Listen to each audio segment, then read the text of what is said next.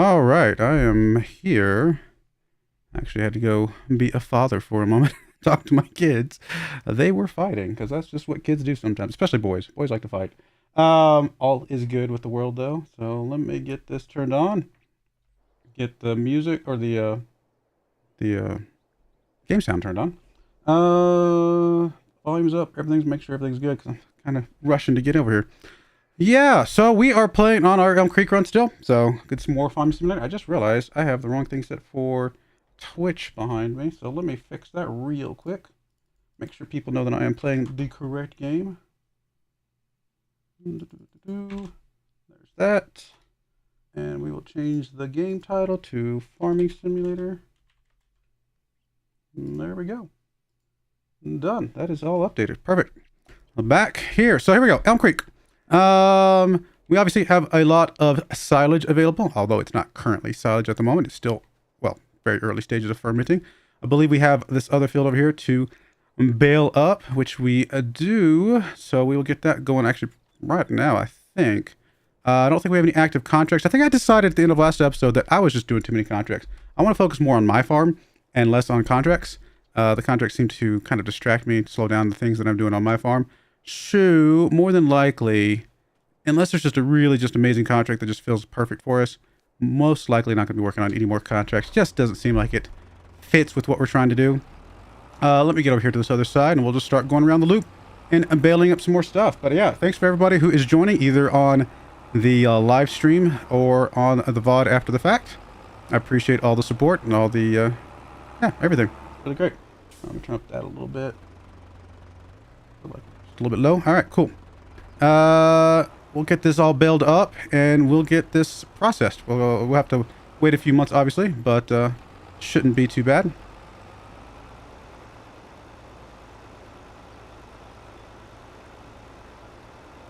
But I'm glad to be back on here. It's a lot of fun. I'm really enjoying this run through. I think it's going to be really cool to get to the point where we can actually make some cakes. Obviously, in the very near future, we would like to continue to buy a couple more fields just to kind of expand our overall volume of crops, if you will. But we also need to get us a few things very soon. We'd obviously like to get the greenhouse for the strawberries. Getting that rolling and then getting that just kind of auto-selling on the side is a pretty easy way to just get a little trickle of money that we don't even have to think about. And obviously we're going to need the strawberries at some point anyway, so oh, you're not on auto drop. Just realized. Turn on automatic drop. So we'll probably be doing that here very soon. And getting that rolling.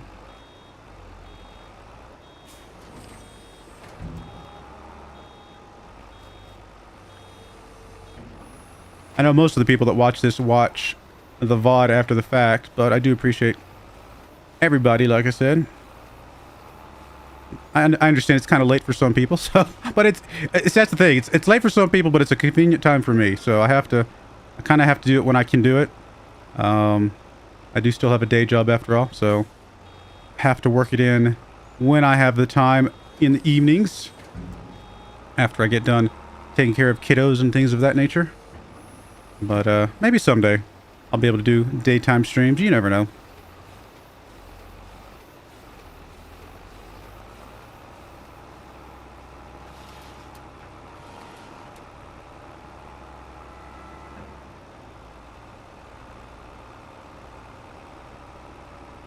Shouldn't take us too long to get all this baled up, just because it's only one mowing's worth, so the pile of grass is not that tall.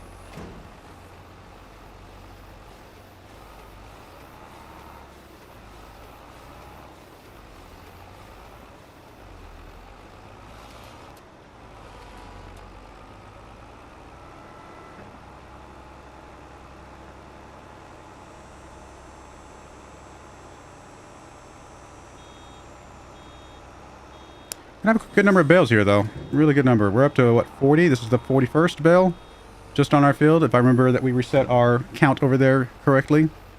So 41 bales, plus we're going to get probably at least another 9 or 10 more, so around 50-ish, maybe a little bit more bales. That's not a bad number to have. That'll be some really good money once we sell it off. I do want to get off grass as soon as possible. We did a lot of grass on Valley Spring. still doing a lot of grass on Valley Spring, actually. So I'm sure if you guys are watching that series, you guys are fed up of grass. Thankfully, the Feed My Kids run is been no grass. In fact, I don't think we will ever do grass on that map. Unless, of course, we need it for, well, I guess we'll have to do some grass because we need it for the cows. We need the, need a little bit of it.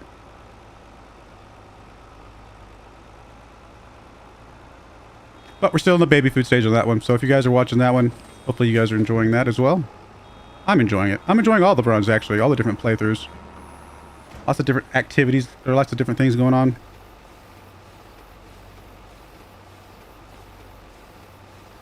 The next thing we're going to do on this one is, like I said, probably by... I like to get at least 48 and 49. Get everything kind of joined up. Figure out kind of our initial land spots. Place down probably the greenhouse, like I said. And plan towards the... probably plan towards the flour mill. The flour mill just makes sense. Because the flour mill is the first step of the cakes. And the flour mill can lead us straight into bread. Which is easy to sell as well. And then we can, once we get the bread kind of sold off for a while, we can eventually work our way up to the actual cakes themselves.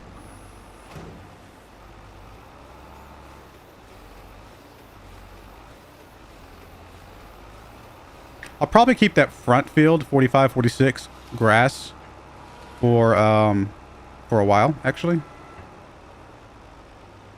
Are you going to Spudge Little and get that bale trailer because your current trailer is going to take hours to get all the bales moved? I don't know, but if I will. I actually don't know that it'll take hours, to be honest. Doesn't take that long to get up there. We'll see. I mean, it'll take several minutes, obviously. Good, probably a good half hour at least, but we'll have to see if we have the money for the bale trailer. Sorry, I was not paying attention and went a little too far.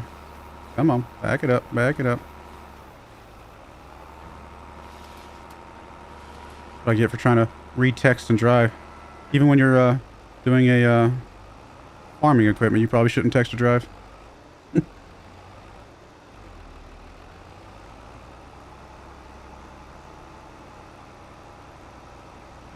Yeah, we'll see. We'll take a look at it, but we'll figure it out.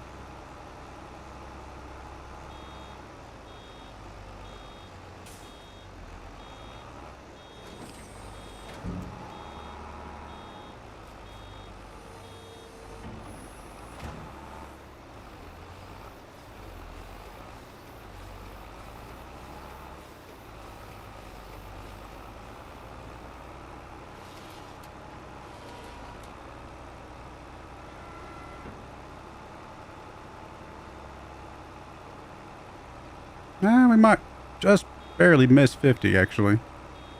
These inner ones are not quite as fully packed as the some of the other ones were.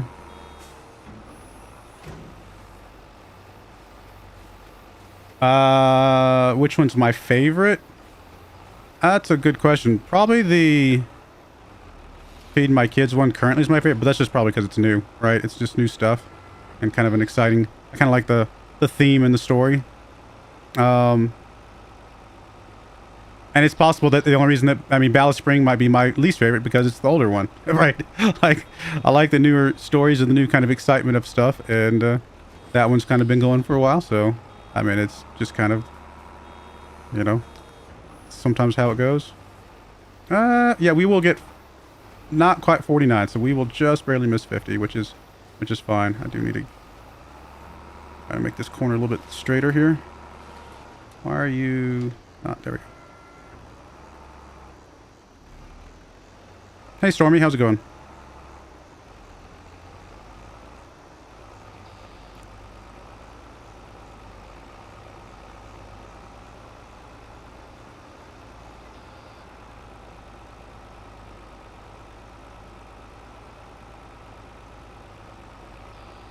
Alright, so not quite another bale. I mean, I don't think we can get quite another bale, even if we roll over all the little bits and bobs of grass here. So we're just having almost full bale for next time, I guess.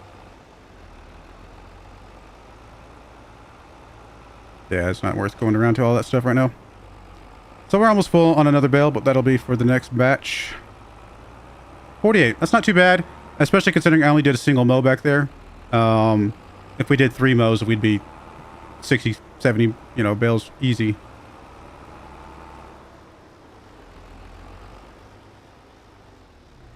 All right, let me just stop you here for a second. Let me see. So, more than likely, let's see, how many we got? 48 bales, like I said. 48 bales times 5,500 liters. And obviously there's no trailer here, unfortunately. Let's see, what's the going rate here?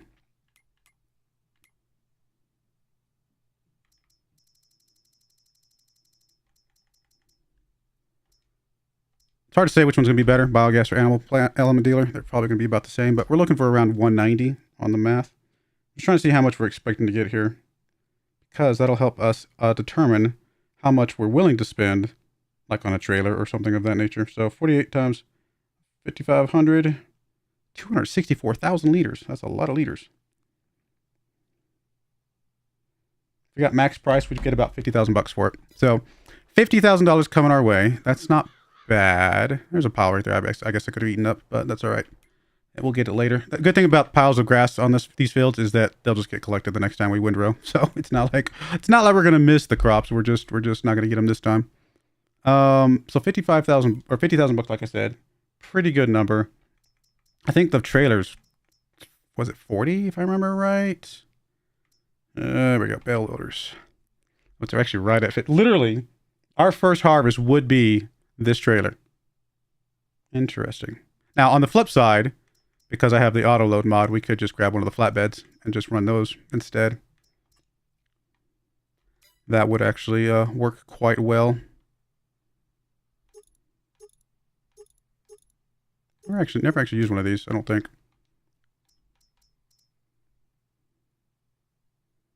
Yeah, we don't have square, obviously. So, I mean, that's definitely an option, is just go a little bit cheaper and grab the flatbed ones, which again, we have the auto load, so we might as well take advantage of the auto load while we have it.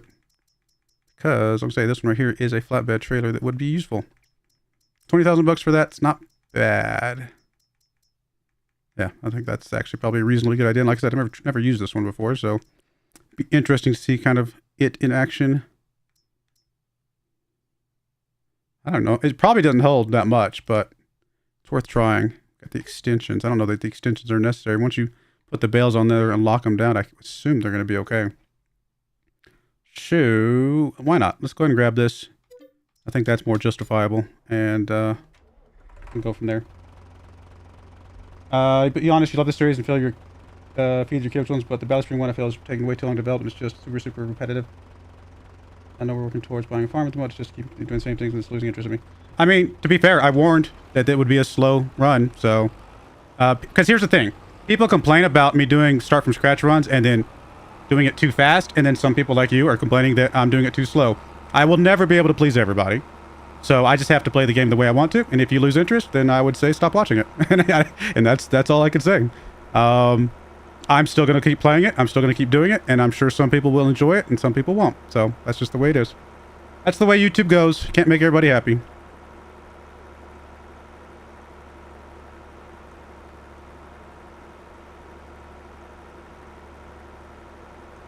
Yeah, I like the Swiss chocolate run a lot. I mean, I think there's things I would redo with that one as well. If I were to give it another shot, I think there's some changes I would make for sure. But that's the thing. It's like, you can do the boring thing and just do a whole bunch of grass till you get a lot of money so that you're set for the rest of your farm, but it's boring. Or you can do more exciting stuff where you basically struggle the entire time because you don't have money, because you're trying to actually do a farm from the beginning, but you don't have any money to support the farm. Like, there's no right, like, it's either boring at the beginning, or you have to kind of like struggle because you want to get right into the crops and the things like that. But the crops are not worth a lot. Crops are not worth a lot. Grass is just worth the most. And so there's really, like I said, there's no right or wrong way to do it. It just becomes a story at the end of the day. And so I think the Valley Spring story, I actually am enjoying it. I like it a lot. And like I said, I think if you don't enjoy the Valley Spring story, then I would encourage you to stop watching it, quite frankly. It's not going to get any better. Oh, no, you're not offending me. I'm just being matter of fact. I will never be able to please everybody. That is something I have learned the hard way. I've tried to please everybody. I've wanted to please everybody, but at some point, you just have to give up trying to please everybody, unfortunately, in the world of YouTube. And I just have to have fun for myself. And just, that's the reason why, for example, I play Football Manager. Nobody watches my Football Manager games. But I enjoy playing Football Manager, and so if I don't enjoy the game, then what's the point, right? So that's the reason I play Football Manager. I play, there's another game called Lamplighters League that gets very few views. If I was playing towards the views, I wouldn't play those games. But if I'm playing towards me having fun, then that's why I'm playing those types of games. So that's the reason why the Valley Spring one's going to continue. All these different series are going to continue the way they are, because I have to have fun for myself, or else what's the point? I wasn't offended. If I came across as offended, then I don't know. I don't know what to tell you.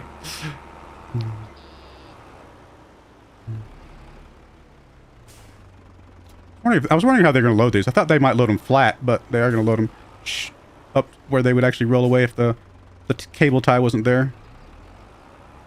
At this rate, we're going to get what? 2, 4, 6, 8, 10, 12, 14, probably 16. So it's still less than 24.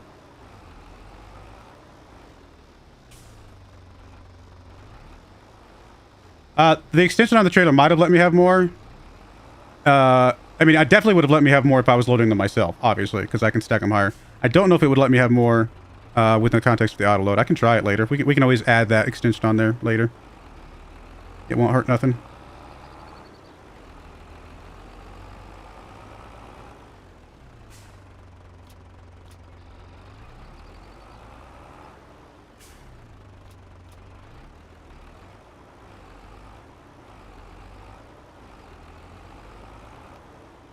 It's very easy to let YouTube get into your head. I'll be honest with you. I mean, if you've never tried a YouTube channel yourself, I will tell you right now, it is very easy to let the success or failure of said channel get to you a bit. Like you can look at that graph, that meter, you know, either the one for subscribers or the one for views. Eventually, once you get monetized, really, you're not going to load anymore. All right, well, we'll unload these. I'm actually going to go ahead and add the extension. I'm curious now. If it loaded the rest of these, I'd be okay with that, because that's what, 2, 4, 6, 8, 10, like 12. That's fine. That's not bad. But if it's going to load only 10 at a time, I definitely will go load the extension and see what that does for us. But anyway, as I was saying, it's very easy to have the success and failure of you as a person be determined by the success and failure of the little graphs and charts on YouTube's analytics page. And that's the trap that I've fallen into a few times over the 6 years that I've been doing this. I'm not going to lie. I have.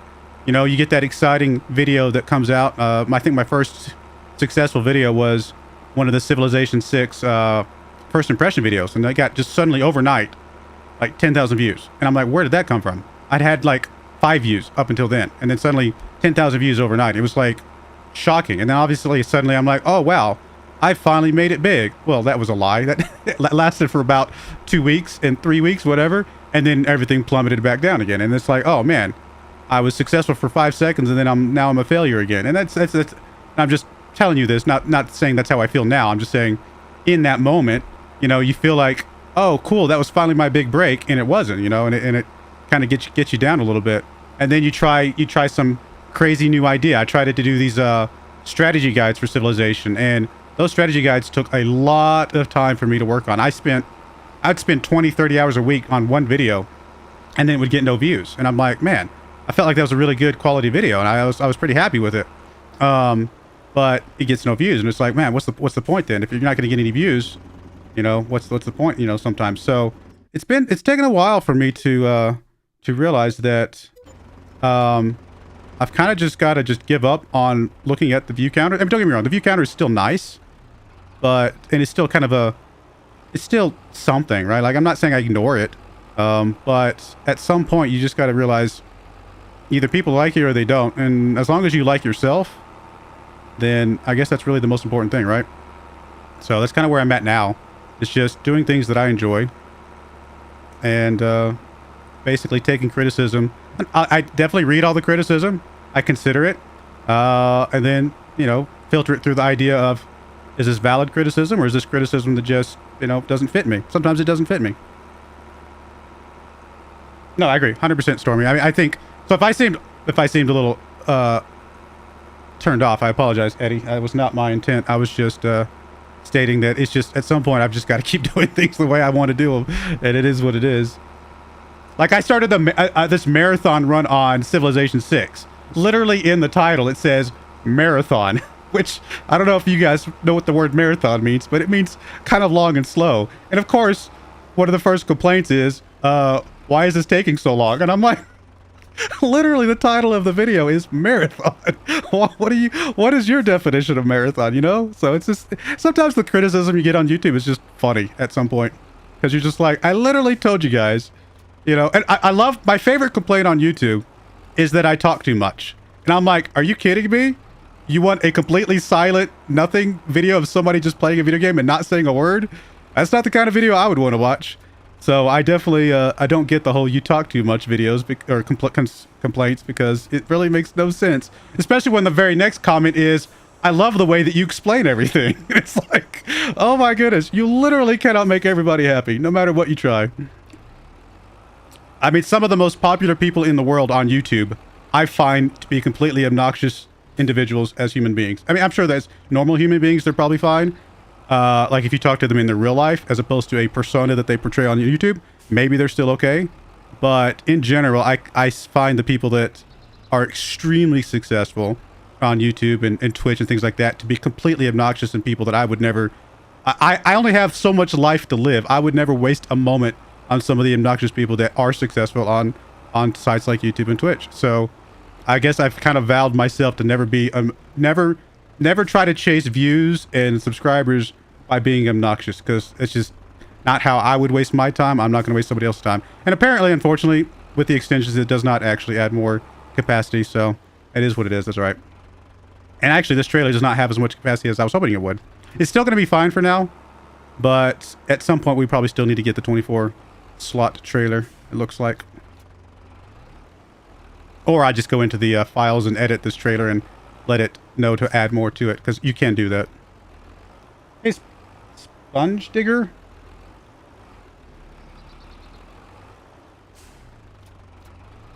How's it going?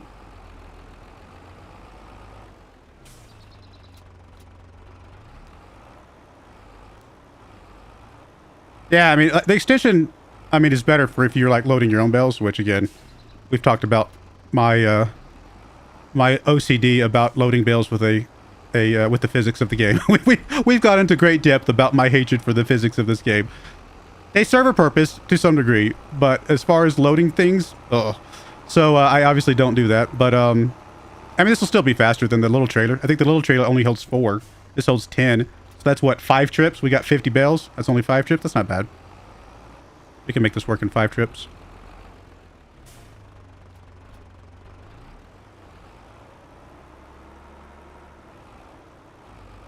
Right now, I'm just getting them off the field so we can get them to ferment and continue mowing and doing all of our things in the fields for a little bit longer. I'm really hoping we don't have to do too much more mowing. Really, as soon as we can buy, like the greenhouse, like the first things we want to buy the extra land, so we can join up that field like we did in the offline version of this kind of save. And then once we get the field bought and joined up, we can buy the greenhouse. That'll be a good step, because again, that's an easy freebie. It just kind of sits there and does its thing. And then once that's bought, we can plan out when we want to get the flour mill. Explain the physics thing?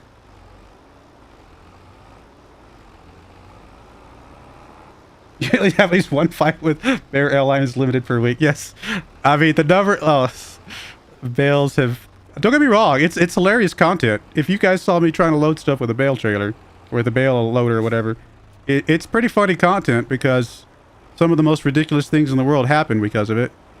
The number of times I've catapulted a tractor... Actually, my favorite was catapulting a tractor into a sheep or pig pen or something like that, and literally it's like stuck inside the fence. And I'm like, okay, now how am I going to get this out? I mean, obviously I had to reset it, but it was just like, for a moment, it's just like, now I have a tractor in the middle of a pasture that has no way of getting out because it catapulted itself into it. Some of the physics are hilarious.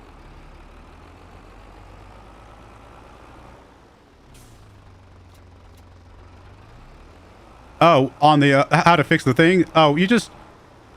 There's an XML file that lists out all the different types of bales and Euro pallets and big bag pallet, basically all the different types of things that can be loaded onto a trailer.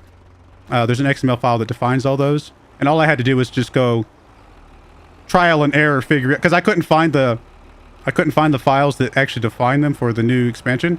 So I just had to I had to kind of use educated guess basically, and just say, okay, if you know the one in the base game is called Euro Palette, I don't know, strawberries, then the one in the expansion is probably called Euro Palette, you know, carrots or something like that. So a little bit of trial and error, and I was able to finally figure it out, thankfully.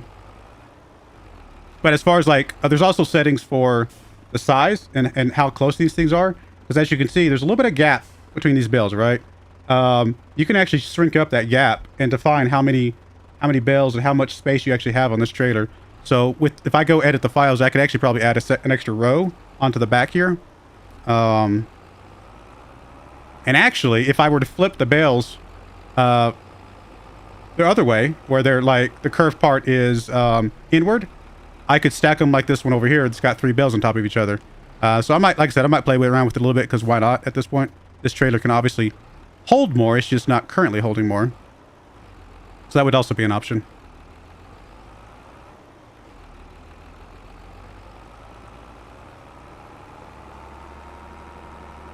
All right, we'll get this last few off, and then we will be able to fast forward and start making some silage, because, again, those will start fermenting right away.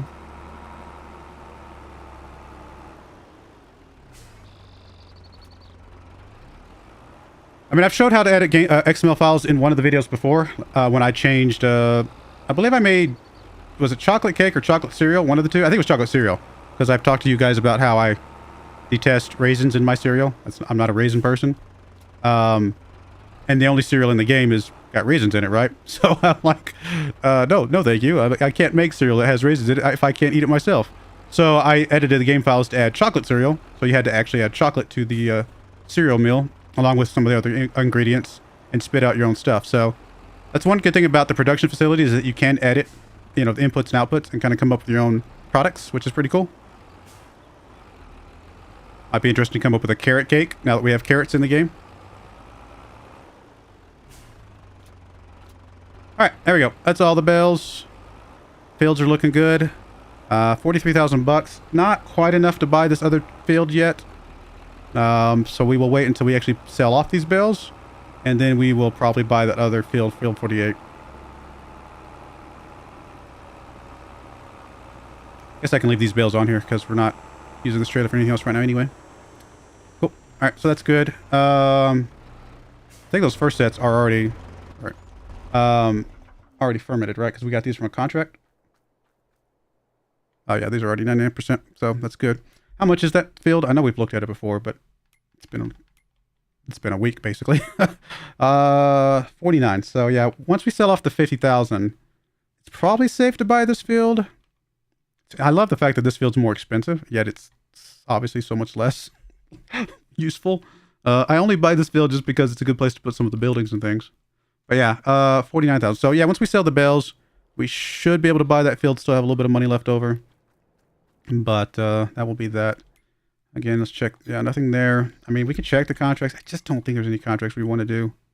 There are baling contracts, but they are all tedding. We don't like, well, I don't like tedding. They take too long in my opinion. There's a massive potato harvest, which again, with that potato harvest right there, would literally take us the entire stream.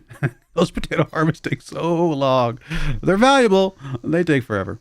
All right, that is that. We're going to zip along, be ready to mow again here very soon. Actually, we need to get, is the pH bad on all of them? Because we might need to spread out lime. Yeah, this pH is bad here. We probably need to do some lime spreading here. Yeah, and then we'll do some spraying of this. Well, the nitrogen here is perfect. So yeah, we definitely need to get the lime. Did we get the lime spreader yet? We did not. I don't think we can afford it, can we? I think that's what we looked at last time. I don't think we had the money for it. There we go. No, we do not. I mean, I could lease it, but I'm trying to go lease free in this version of the game, if at all possible. So we'll just be patient. We'll get there. We might need to buy the limes. Well, let me think. Lime. Okay, so the lime by itself, I wouldn't worry about, because what, 5%, 2.5%, something like that. But the fact that it plays into the precision farming is the only reason I would want to do the lime. right away, because that'll boost up our percentage we get back from bales and things. Yeah, I need to think about that one. While we fast forward, I think we're good to fast forward. I don't think there's anything else for us to see. So let's go ahead and go. Sell either the barn or the garage and get the trailer. They sell for 50K. Yeah, I could probably sell the garage. The garage is probably safe to sell. The barn, I'm going to avoid selling until I'm ready to fill in the gap there. Because it just annoys me that there's a hole in the ground. As I've discussed. But I could probably sell this. This is probably fine to sell. I think there's still technically a hole here, but I don't think it is. Maybe I'm misremembering. It's been a while since I've actually sold these, obviously. I just remember that hole. I don't remember this one over here. How bad the hole is over here for this one. All right. We can also check to see if there's, just get lucky and there's like a used one somewhere. A shallow cultivator. We'll need that eventually. A front mower would be nice, because eventually I would prefer to move to a better mowing setup. But for right now, I guess that's fine. It is rainy today. We can go ahead and spray some fertilizer, though.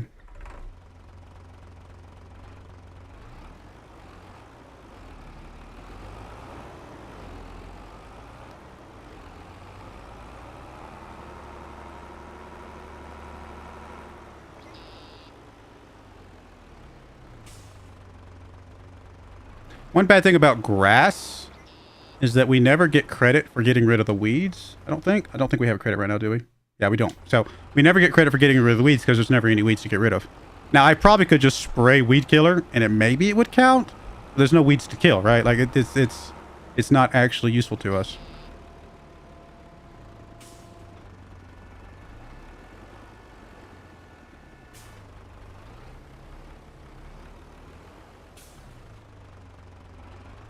Yeah, it's shocking how fast you can run out of money trying to do landscaping in this game.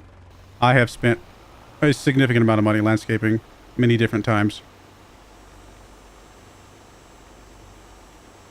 And that's only because I like to try to make it perfect. I could just fill in the hole and just make it kind of ugly looking. But at some point, it's just like, I want to make it perfect. That's just the way I like to have things. If you're wondering why I'm letting the worker do this, it's because I just don't want to... It's hard for me to see, obviously. I can kind of see it, but... I'm just going to let the worker run this real quick. Let's see here. We've already bought the stuff for this because I accidentally bought that one. The precision farming details, I should say. Yeah, like I said, the pH value, we got to get that fixed. Weed control, again, I just don't know what we can do about that. I can try to spray. It might be worth it. It might be worth spraying some weed killer on there, but I just don't think it does anything if you're doing grass. And then the tillage, we're never going to get credit for that either because we're never... Oh, come on. Let's not be silly here. I don't think we'll ever get credit for the tillage either because we're not actually doing any of that with the grass. So we'll be missing out on a big chunk of precision farming percentage. But on the flip side of that, any percentage from the precision farming is more than nothing, right? Like we could have 0 if we do nothing. The fact that we at least have 6% is some value to us. So we'll take it. All right, fine. I guess you can see it a little bit better than I thought. Maybe it's just the angle. I guess I'll run this one down.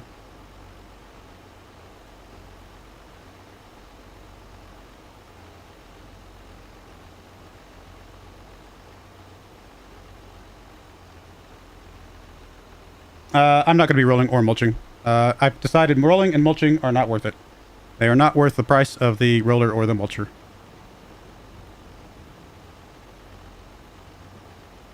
I think I actually did the math on a good sized field, like these fields right here, like this one, and say the field down there, 44, things like that. Not 44, but the one south of that, sorry. The roller and the mulcher, it would take you like 20 years of extra crop yield from the rolling and mulching to pay for the roller and mulcher. And I'm like, I don't know if my saves go for 20 years sometimes. Like 20 years is a long time.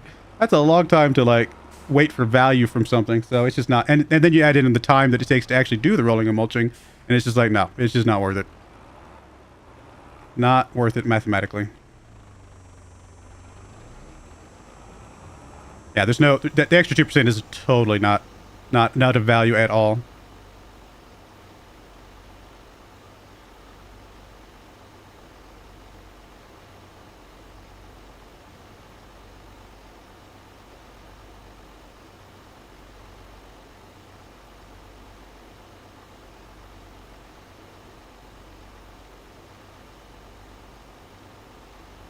course, doing this little strip right here is also technically not worth the time that I'm taking to do it. The amount of yield I get off of this one strip of grass is worth nothing, but this is more of an OCD thing. So I have to complete this field.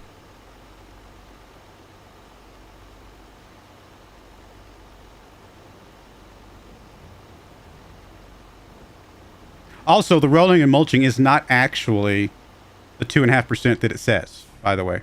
Mathematically, it does not work out that way. It says it increases the yield by 2.5%. What it does is it increases the extra yield by 2.5%. Baseline, if a field was perfect, like if it was like a good soil, you get 100% yield, right? And then as you fertilize and do all the other kind of additives, you increase that by an additional 100%. That mulching and rolling each do 2.5% of the additional, which is only 1.25% of the whole. If you add up the entirety of the yield, you actually only get 1.25% extra yield from rolling and mulching once it's all said and done. So it's just nowhere near worth it.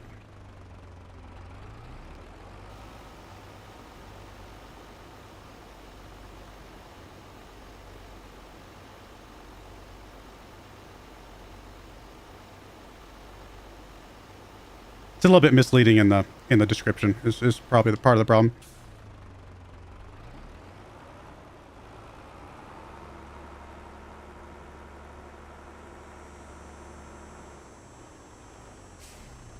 My fields are just literally 3 feet too wide. I mean, I could kind of stretch this over and probably have gotten this with a little slip down the middle, but that's all right.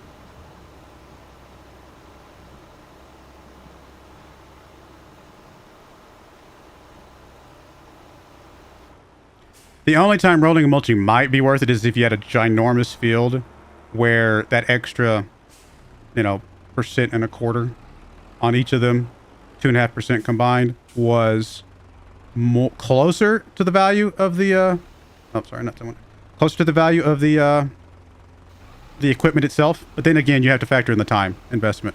Time is also money. Oh, you know what? It's not even doing it. Sometimes it does that. If you get enough of the field where it calculates that the field is fertilized, then you try to fertilize like a little strip like this right here. Even though I can visually see that it's not fertilized, it's not going to actually fertilize it because it thinks that it's fertilized. And so we already got credit for the fertilization, I guess is my point. I think this one down here we already determined was fertilized, correct? So I think we're good here. Yeah, we're good here on the fertilization. We just got to get the lime someday.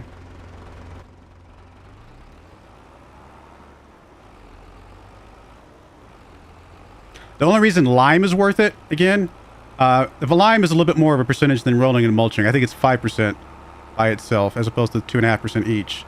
And it's not cheap, obviously, because you still have to buy the lime and you have to buy the spreader. But the lime gives you credit for precision farming. That's the reason why that one becomes worth it. If they added mulching and rolling into the precision farming calculation, okay, then that's the different story. That would become more worthwhile.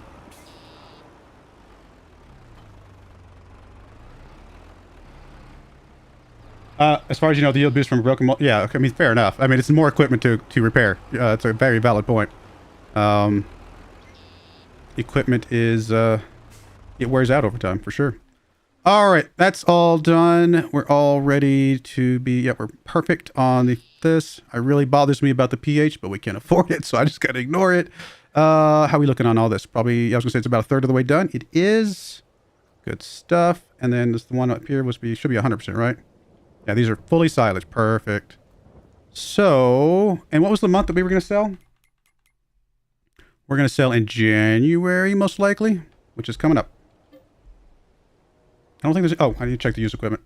Already did. Okay, that's right. Sometimes I forget if I've checked it or not. So we'll fast forward here. It should be ready to mow here soon. And actually, no. September, October. By the time it's ready to mow, it might be winter, I think. I can't remember if winter kicks in November or December. We will find out. I used to roll and mulch all the time because I wanted to do everything, right? I just wanted to kind of get everything perfect. But then one day I was like, I actually sat down and did the math and I'm like, wait a minute. This is not good. All right. Mowing is ready to go. At least our first mowing. I say first mowing. because we're going to have a gap, do I go ahead and bale this now? I don't think I do. I think I still wait. I think it's just better just do one cycle of baling and windrowing and all the things.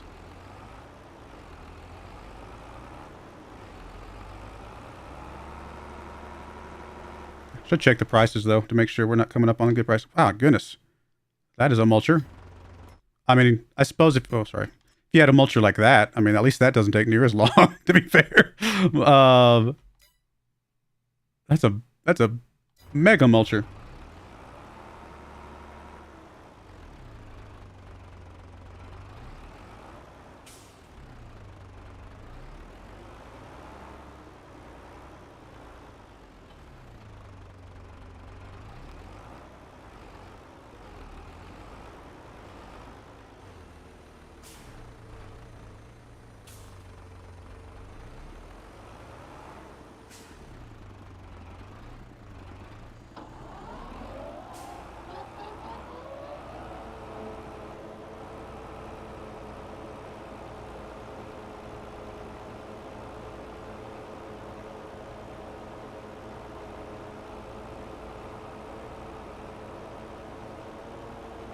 Forget they added some of that stuff with the some of the newer packs, some of the bigger mulchers and bigger other things.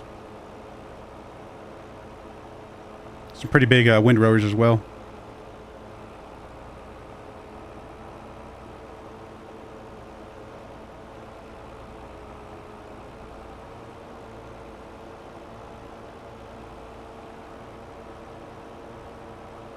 Yeah. No, I mean, it's just maybe it should just be more valuable, so it's worth doing, and maybe that's the result that we should get. But it's because honestly, I don't mind doing it if it was worth doing. Like if I legitimately got, a significant amount more yield from it, well, then sure, it would be totally worth it. Or again, if they added into the precision farming calculation, then fine. You know what? I'll do it. It's not that I don't mind doing it. It's just that mathematically it was a waste of time. And it's like, wait a minute, why am I doing this again?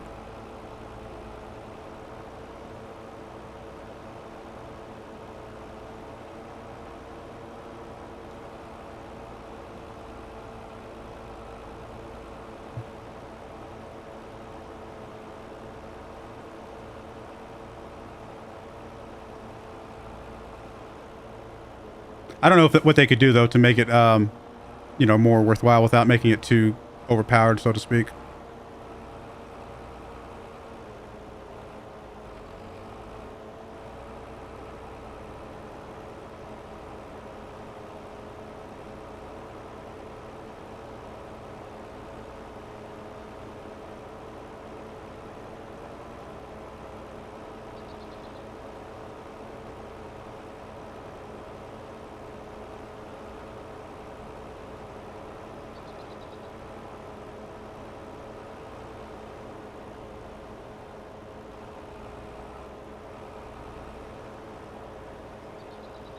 I mean, as a farmer, like in real life, if I had to mulch to actually get it to grow, well, now obviously you mulch, right? Like you've got to do a step like that, a rolling or a mulching step, for it to actually grow. Then sure, that's part of the process. But if rolling and mulching in real life was literally just a little bit of increased yield, I don't know. You really have to factor in, again, cost versus reward, right? That's the same with everything. I mean, let's put it this way. As a computer programmer, as a computer engineer, I want my code to be perfect every time. And by the way, this will explain to you a lot of the reasons why you see bugs in video games or any other software. As a computer programmer, it's not the computer programmer's fault. I can almost promise you that. The computer programmer wants everything to be perfect. The problem is, for everything to be perfect, it takes twice as long. It really does. You can get the first 95% of your code done. Let's say it takes 10 hours to get 95% of the code done. Chasing down that last 5% of bugs and issues takes another 10 hours. It takes twice the time, and I'm just using arbitrary numbers, but it's not far off, I'll be honest with you. So you get 95% there with, 10 hours, 100% there, or let's say 99% there, because I don't think you can ever be 100%, with another 10 hours. Well, as an engineer, I'm okay with spending that extra 10 hours because I want it to be perfect. But as a computer publisher or a video game publisher or a developer or something like that, they can't afford that. They can't afford you to spend double the time to squeeze out, 5% more bugs. Especially when you know, and again, this sounds really bad, but this is the truth. It's just the fact of the matter. Especially when you know that the public that you release those video games to, they'll find those bugs and issues in a fraction of the time it would take for your QA team to find those bugs and issues. So you'll never go for 100% in the video, or not just video games, but just programming world, software, anything like that. You never go for 100% because it's just not feasible. It's just not realistic. It's not worth the time investment, at least not from the stakeholder standpoint. Again, as a coder, as a QA tester, I do want it to be perfect. So it's never the coder's fault. And then once the public finds the bug, it usually takes you a lot less time to fix it than if you found it yourself. Now, I will also say there is the concept in the computer world of shift left, and shift left basically means the sooner we find a bug, the cheaper it is, and that's 100% true. The sooner you find a bug, the cheaper it is. Absolutely. You don't want bugs to get out to the public, but again, there has to be a line of we can only be 95% sure. We can never be 100% sure because 100% just takes too long. You're right. Twice as an understanding, especially, you're right. I'm using arbitrary numbers just to kind of give you an idea, but it can be so much worse than that. And it's just the way it is. It's sad. Now, here's the reason why you will never see me doing software that people's lives depend on. I am fascinated by the people that work on, airplane autopilot software or car autopilot, those new car auto driving stuff, because you can't afford bugs there. If you have a bug in that type of software, lives are at stake, right? If I have a bug in a video game, I mean, the only lives at stake are, some dude in some, Call of Duty game or whatever like that. Maybe he dies unexpectedly and oh no, he gets to come back and try again, right? No big deal. Death in real life obviously is something that I couldn't handle the responsibility. Now, here's the thing. Here's the funny thing about me making that statement. Because I'm the kind of person who understands the seriousness of that responsibility, ironically, I'm the kind of person that is perfect for that type of job because I will take it extremely seriously. And I'm not saying that people that currently do those jobs don't take those seriously. I assume that they do. But lives at stake type of programming, I just couldn't do that. I know how many bugs get out of our software, and lives are not at stake. Now, don't get me wrong. Money's at stake with my software, and sometimes money is, some people's minds, just as valuable as lives, but thankfully, at least you can come back from a money issue most of the time. No, that's true as well. Even when stuff's missing, you'll. But here's the thing. Let's say I spent that extra 10 hours fixing bugs. The publisher or the developer is going to say, well, you could have spent that extra 10 hours working on the next new feature that gets us twice as many sales. It's all about money for somebody. But again, remember that the coder, the actual coder, the person working on the code, who it's very easy to blame for bugs and issues because technically it is sort of their fault. They put the bug in there. So it's not completely far-fetched to say it's their fault, but they were restricted from being able to find those, and yet they still get a fraction of the money from the sale of the video game, right? Computer programming is a pretty good job. Like, you can make decent money. But compared to the people that are actually selling the video game, compared to the publishers and the studios, it's a fraction still. It's still a fraction. It's just the way it is, and it's fine. That's why if you ever ask me, like somebody complained a while back for me paying for Total War Pharaoh because they said, oh, that's just a knockoff. And I'm like, look, for one, I didn't play the previous version of Total War that you're saying that this was a knockoff of. So there's that. Two, I actually like the Egyptian time period. So from a thematic standpoint, it fit me perfectly. I enjoy that type of mindset. I wanted to play that specifically for the time period. But also, the guy that programmed it, yes, maybe he took some shortcuts to get it out quicker because he's able to use an engine that they used for the previous Total War. But at the same time, it's not the programmer's fault. The programmer's not making that decision. And so, by me not paying for that game, the programmers are the ones, and the QA testers, and the people that are lower on the totem pole, they're the ones that suffer. I guarantee you that the publisher of Total War still gets their money.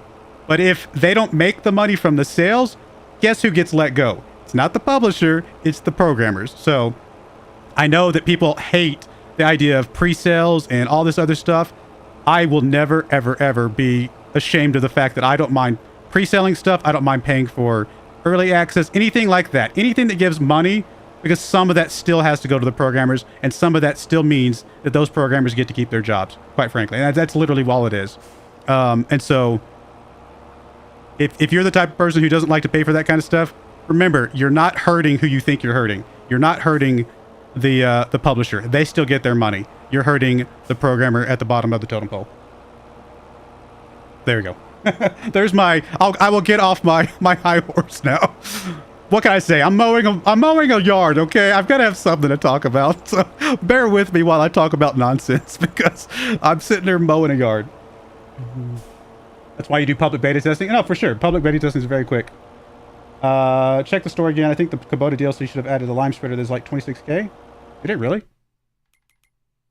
I have all the DLC. I didn't see it. Is it not in the same place? Is it way over here and I just missed it? No. Do I not have the Kubota DLC to install? I assumed I did. And you said it's from... Oh, assumingly from yeah. Let's see. Oh, do I not have it installed? There it is. I don't know. I don't see it. Unless it's not named Kubota. Maybe it's a different brand. Nowadays, people keep buying pre-orders because of how buggy or unfinished the software is. Therefore, see, that's the thing. Yes. If you're buying pre-orders for a buggy game, it does entice the publisher to continue to do that type of behavior. But if you don't buy pre-orders for a buggy game, then a whole bunch of developers get laid off. Like, there's no right answer there. I'm not saying you should start buying pre-orders. I do with your money what you want to do. I will never tell you that you should buy pre-orders. What I will say is that I'm not ashamed of buying pre-orders, because I know that if I don't, the developer is the one, the programmer is the one that loses their job. It's a double-edged sword. It really is. It's a shame that it's come to that. Gone are the days of... There's very few honest publishers and game developers out there, unfortunately. Let's use a very good example. There's a developer that has a name that sounds like a lot like a strong winter storm, for example. I'm not going to say the name. Not that I'm afraid, but it's just, I'll be kind. You know, a strong winter storm is kind of how you would describe the name of this developer. And they used to be all about quality and like just pure quality games. And then they got bought out by somebody. And then things kind of started taking a little bit of a turn, as you would expect when somebody just wants to make money. And so that's just the nature of things, right? Again, not to say that the people that work there, because I think the people that work at said place, for the most part, especially the people on the lower end of the rung, I still think those are very quality people that are trying to make a quality product. And the truth be told, I still like their product most of the time. And so I still buy it. I still pay for it. Do I wish they had stayed independent and were just doing their own thing? Of course I do, because I think the quality was better. But will I punish the bottom rung developer because their company sold out? No, I'm not going to do that. I will still pay for it. I'll still enjoy it, and it is what it is. It's just the nature of things. Hey, Stormy, thanks for becoming a channel member. I appreciate that. That's awesome.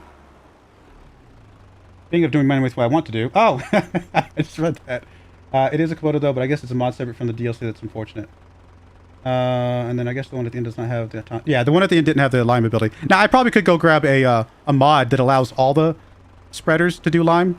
I just don't have that installed right now. Truth be told, I actually went very mod-free, other than the auto-load mod, and I think one other on this version of the game. I think the only mods I have installed are Giants mods in the DLC, and then like one or two other like quality of life mods. There's really not a lot of mods on this particular save. Because I was trying to keep it fairly vanilla, so that other than the auto load, most of the people that play on PlayStation and Xbox could mostly play along. Again, I apologize that you guys don't have auto load. It's a shame, it really is. But That's the only one I couldn't not have, right? But yeah, maybe you're right about the Kubota being a bot one then. It's weird. I thought I had all the bot ones, to be perfectly. The only one I didn't buy was the pumps and hoses one. I think that's the only one I just didn't bother getting. I thought I had all the others, though. I'll double check later, though. Because if you're right, I would like a different spreader, because that would be nice. The fact that lime is so critical to the operation of your setup, and there's only one type of spreader. I mean, there's two versions of it, but basically one type of spreader is a little weird to me. It feels like in one of these packs, again, like you said, maybe they already have. One of these packs, they should have come out with a couple more options, quite frankly. Why are you angry? Number one dad? Oh, Age of Wonders is great. Yeah, I'm enjoying Age of Wonders. I definitely want to get back to Age of Wonders. I just haven't had time lately, but there's definitely one of the series I want to get back to. I don't understand the anger, number one dad. I apologize if I don't. Well, I'd say I apologize. I should not apologize for something I didn't intentionally do, I guess.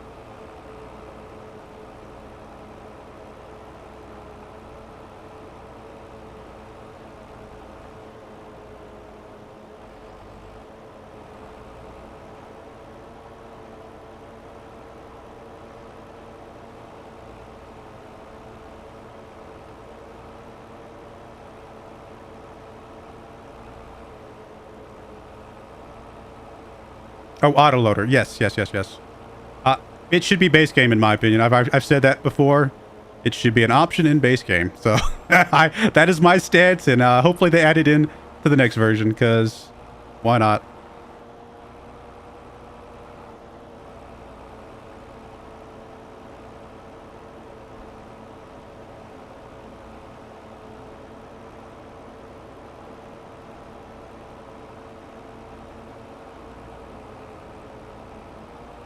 I mean, I'll be honest, if I didn't have the autoloader, I just wouldn't do things that need the autoloader. I would do other types of crops. It's quite frankly all I would do.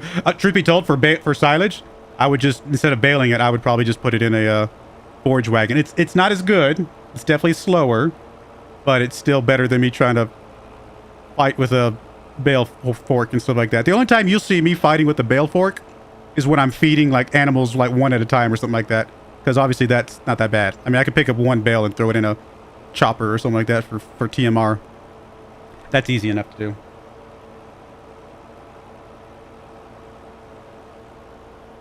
No, I agree. I mean, the game does kind of become a forklift sim because I spend so much time using the forklifts.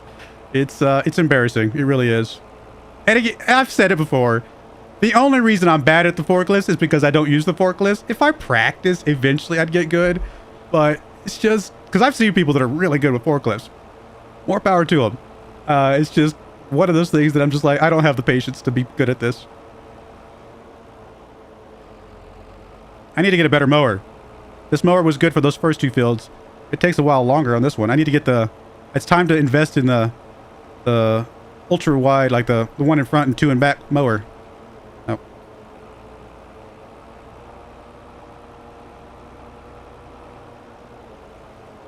Especially if it has windrowing. Ooh, that would be nice. What we really need is to get the ones, you know, on the used mart, which is why this one's very tempting. Because it's there, and it would be the front bit.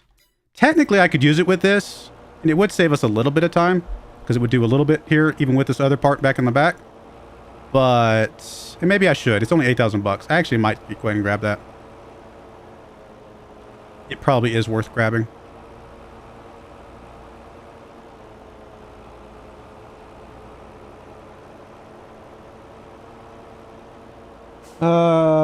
Yes, the toggle option and everything would be great. I agree. Why not? Have a toggle option. If you have a toggle option for plowing, why not have a toggle option for loading? I mean, at that point. And there's a Chrome pallet autoloader mod trailer for the... Oh, is there? There's a Chrome pallet autoload trailer for the trucks on the console? There you go. Regular pallet forks can be used as a bale fork. Yes, that is true. I have used that as well. And the fork bale wagon, once you get used to them again... Yeah, okay. That's good to know. Yeah, I mean, I know once you get used to them, it gets efficient, and you can get pretty good at it, so... I could do it at some point, but why? As long as I have the autoloader mod, there's no point in me getting good at it, right? It's a step I can avoid. By the way, my next playthrough, there's a really good chance my next playthrough of Farming Simulator is gonna finally be me doing something with lumber, just so I can say I've experienced and tried out the lumber. I don't know if I like it. You might see me frustrated a lot, but it might be entertaining, so we'll go for it. I can only imagine the shenanigans I'm going to get into with, like, long logs on the back of a trailer falling off, you know, catapulting my... I mean, I can only imagine all the different things I'm going to do with when I start doing logging. It's going to be hilarious. I can promise you that.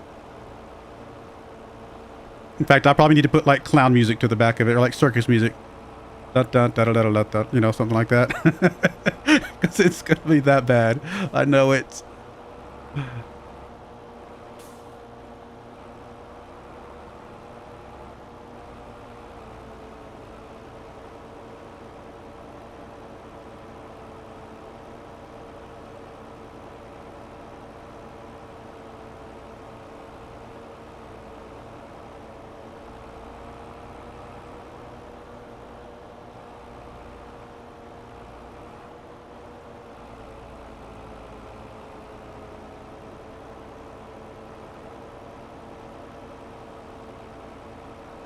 Actually, a game I've been wanting to try out for a bit, although I think it's more fun if you have somebody to play with, is like those Mud Runner and Snow Runner games. I just thought those looked kind of fun, but I think they're a little bit more fun when you have somebody that can kind of come along with you. Just like real life off-roading is. Real life off-roading is definitely much safer when you have somebody else that can tow you out of the ditch, or tow you up the hill, or whatever they got to do. So I feel like it'd still be fun, but I need to find somebody I can do it with. All right, all this mowing's done. I think I am going to go grab that other mower bit, because why not? It's a decent price. We might as well. And it'll be the first bit of our more complete mowing setup.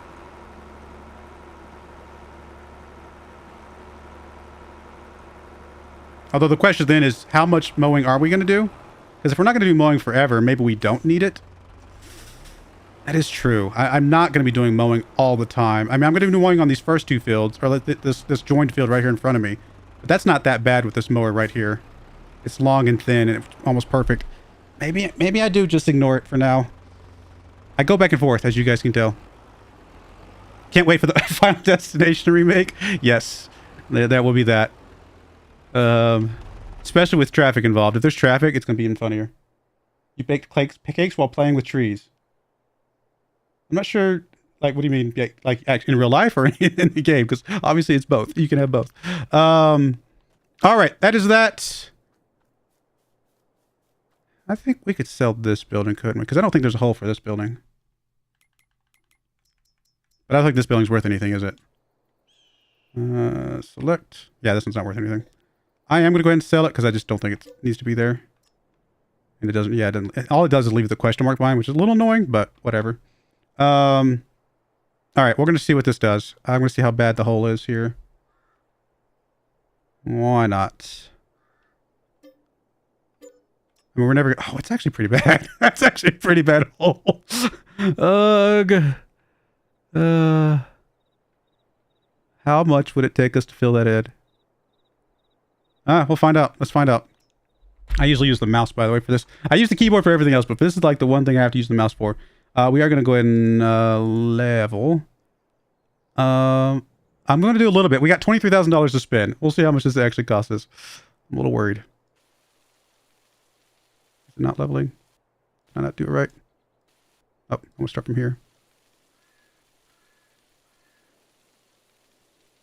I need to make it bigger. I was trying to make it small just so I don't go over, because sometimes I'm very bad about going way too big here. We'll also change the strength up a little bit. Let's see how bad it is. All right, I think we're filled in. It only cost us a couple $1,000. So that was worth it, right? I think part of the problem is that it continues to charge you money even though it's already leveled. Like if it was just like, okay, I've got you level, let me stop charging you now, then that's fine. But you're like trying to go over it a little bit to make sure it's level, and it's like it's still charging me. All right, that's done. We might try this one over here later. The problem with this one is that there's a bit of a hill here, so you can't just do the straight level. You actually have this hill that you have to deal with. So we'll figure that one out later, though. Truth be told, I think I've said it before, but if that silage was usable, I would actually probably keep that barn because I kind of like it, but it is not usable. All right, I think that's it for now. Let's go ahead and fast forward and be ready to go again, I guess. What are we looking at on silage? We're at 33%. No, 64% now. So one more month and our silage will basically be done. What's the price at? Because sometimes the price fluctuates. It's not always the same month, right? We're up to 172 right now. Still a little ways off from the 190, so we'll hold off. I keep feeling like there's something else I should be doing. Scream, look out. I have 400 plus hours in snow, and it definitely is very much fun, but can be very hard in single player. Okay, well, that's good to know. That's what I assumed. I mean, I know you can like attach to trees and stuff like that, again, like you could in real life, but having somebody else bring extra fuel, bring extra parts, because you can only have so many parts, things like that, is definitely just ultimately a better run overall. The game I finished this run while playing with trees. You need to purchase your own sugar mill. There's one. Yeah. I didn't think there was one on this map, actually. I think I purchased it my own last time, didn't I? All right, let's get the fertilizing going.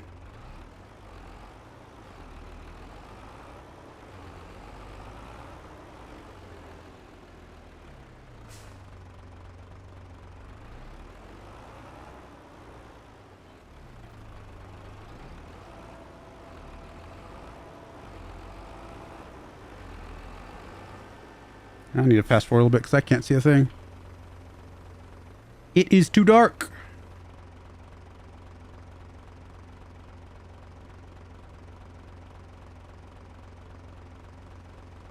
Of course, now it's rainy, but hopefully a little bit easier for me to see. Not much.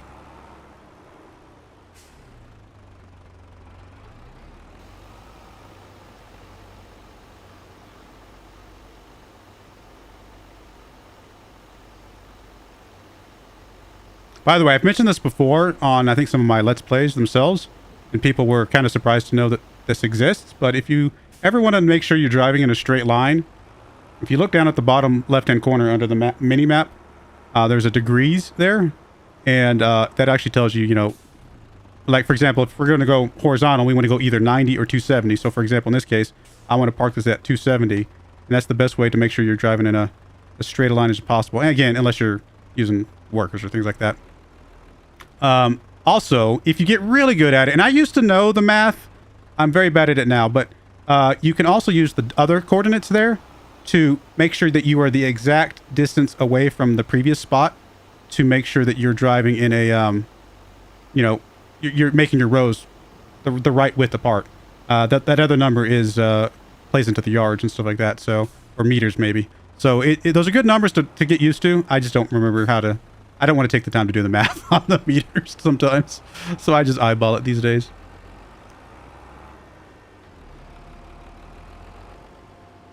Much more technical focus on the off-road driving physics, so if you're flying solo without anyone to help you get unstuck, moving out of ditch becomes a 1 to 2 hour. That sounds about right. Although in real life, if you were by yourself in a ditch, it probably would be a 1 to 2 hour operation, so I guess it's realistic. Courseplay. Yeah, I have Courseplay. I actually have Courseplay downloaded. I don't have it turned on for this save. I played around with Courseplay a little bit. It's fine. I also played around with the GPS thing. They're both kind of fine. I don't know. I never really got used to them. Maybe someday I will.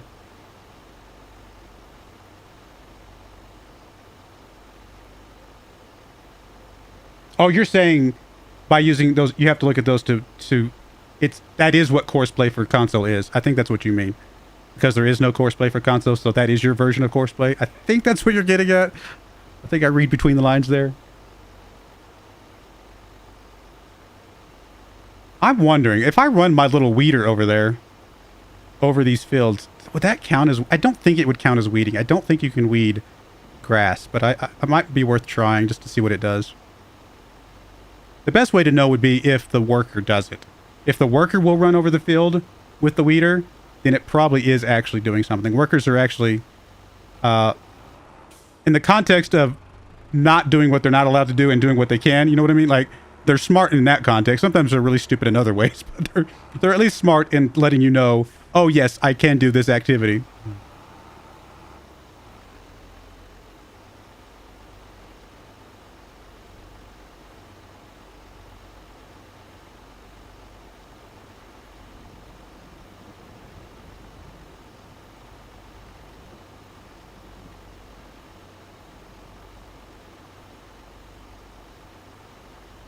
All right, I'm gonna avoid my OCD and not get that tiny little 2 foot, 3 foot strip and see exactly how much. We may not take any penalty at all from the context of the precision farming. I'm kind of curious, actually.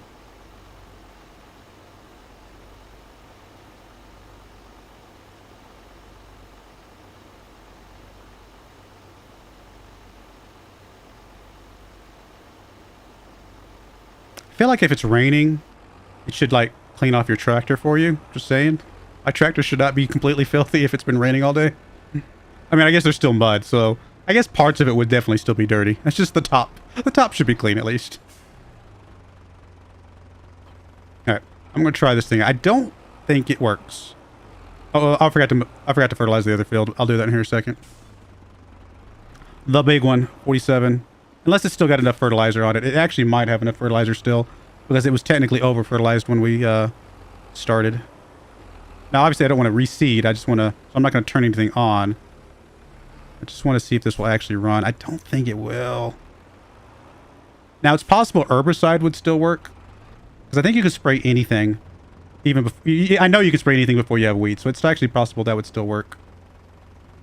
Alright. Oh, you're going to get rid of the... Never mind. Nope. I'm glad I put you down in one spot and didn't move you, because you would get rid of the grass. So, now we know. Good stuff. No big deal. We will not do that then.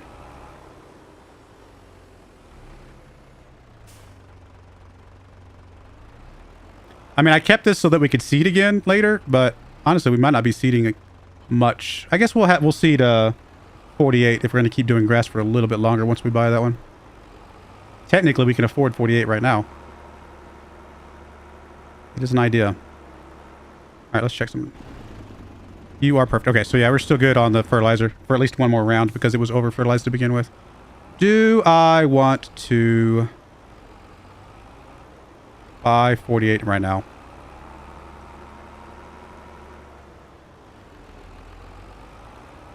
I mean, it's very tempting. Would allow us to put more grass down right away.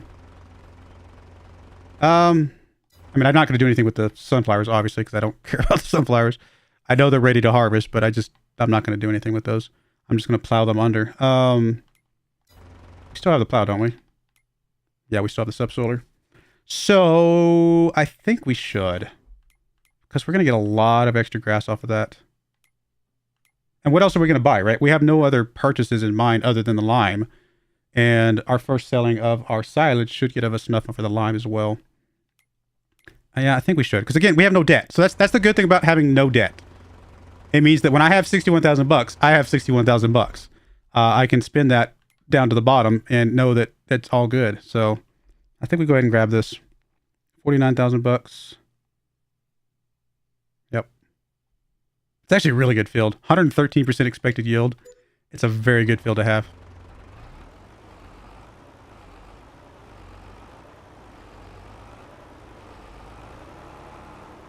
You can prep your field 100%. Yeah, you're right. You can. The thing about fertilizer, it doesn't really matter when you do it. Well, it doesn't really matter when you do it as long as it's still kind of in the early stages of growth. Obviously, once it's in the later stages or whatever, or obviously ready to harvest, it's too late. But early stages of growth. Technically, if you go look at the Giants information, the help page, or either the in-game help page or the one online, I can't remember which, it actually tells you, wait to fertilize until you've gotten past the first stage of growth for whatever reason. And that's just the way it has for a lot of crops. But a lot of times you can just do fertilization at the same time you're planting, things like that, obviously. So fertilization is pretty flexible, thankfully. All right, goodbye. We're not going to create fields just yet because I don't want to get rid of the grass that we have in the middle there. So for this first few, until we get like a full pickup of grass, we're just going to get rid of this. Goodbye, all you crops. And don't be worried. I didn't waste the sunflower seeds. I just collected a bunch in bags and I have them sitting in the closet so I can eat sunflower seeds all day.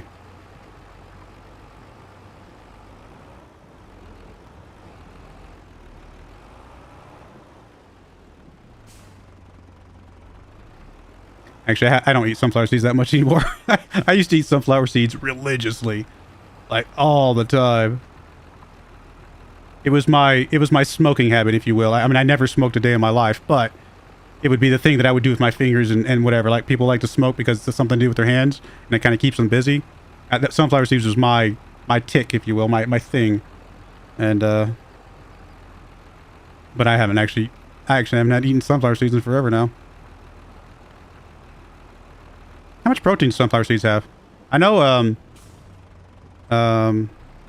pistachios have a decent chunk of protein. I just don't remember sunflower seeds. I have to look that up.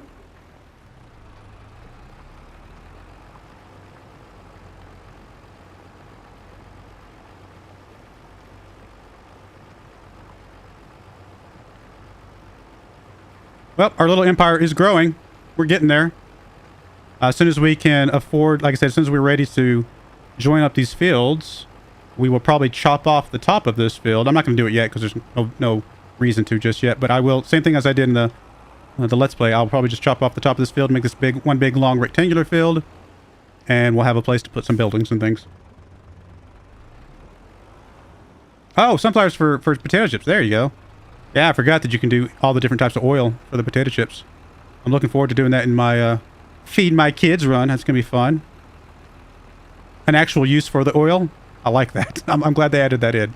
And potatoes, actually. Because there was no use for potatoes until now, right? I think that's pretty cool that they added use for both of those. 20% proteins? Okay. Well, there you go.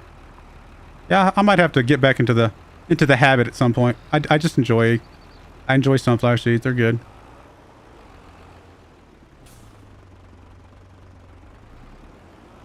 I suppose I could always get them pre-shelled, but what's the fun in that?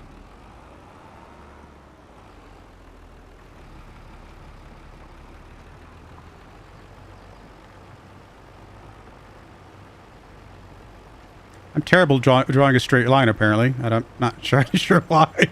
These are literally in rows. How hard can it be to go a straight line on rows? Apparently hard for me, because I'm talking and looking at chat at the same time.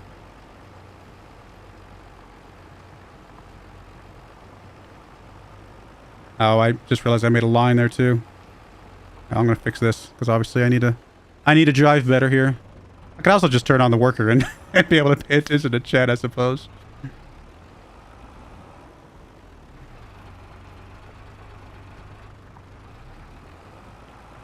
Oh, there's another line over there. I don't know if it really counts it, but just in case, we're gonna go ahead and come over here and fix this little strip too. It would annoy me to no end if there was a strip of grass that just didn't grow because I didn't quite plow everything under properly. I actually am going to turn on the worker for a moment because it gives me a moment to just chill. Sometimes I just turn on the workers just so I could like chill for a moment.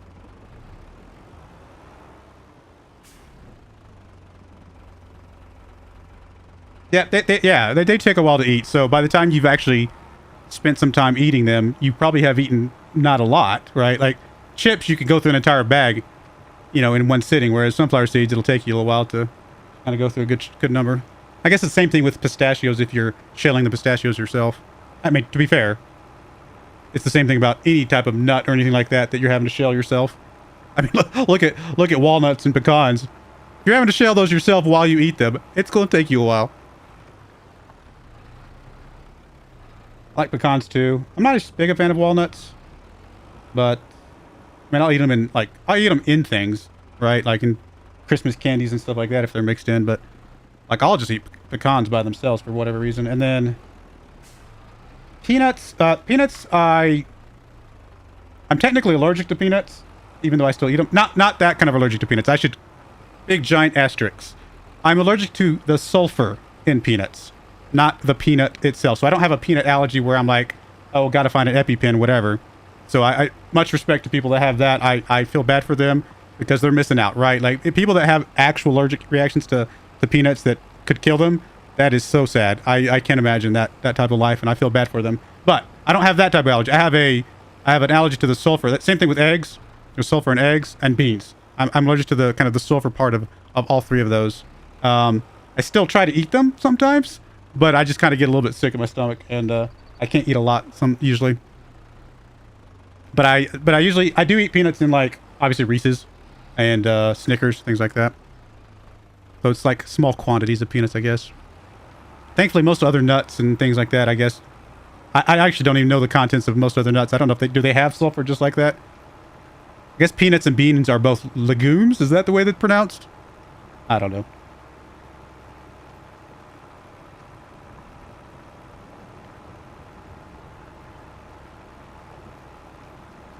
Oh yeah, pecans just added in as a kind of a extra into food is pretty nice. I agree with you there.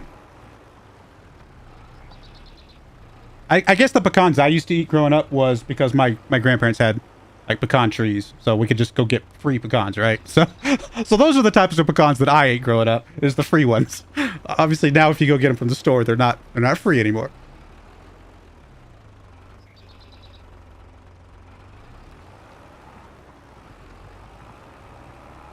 I need a second tractor so I can have the second tractor start planting right now. But that is not a priority. We will get a second tractor someday. Oh, look, we can get us a... Is this an olive or grapes? This is grapes. Isn't there new grape equipment like they've added in? I don't know if I have that downloaded or not.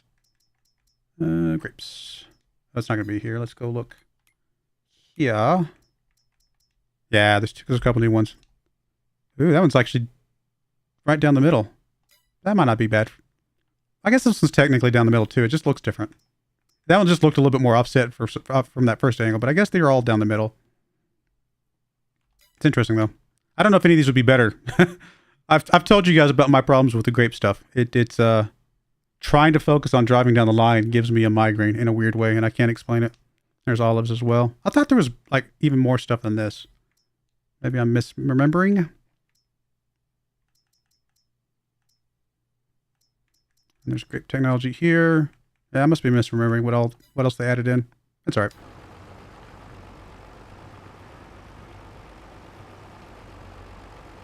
It's actually a decent sized field. 48 here. What is the size of this actual land? 48 is 0.6 hectares compared to 47, which is 0.71.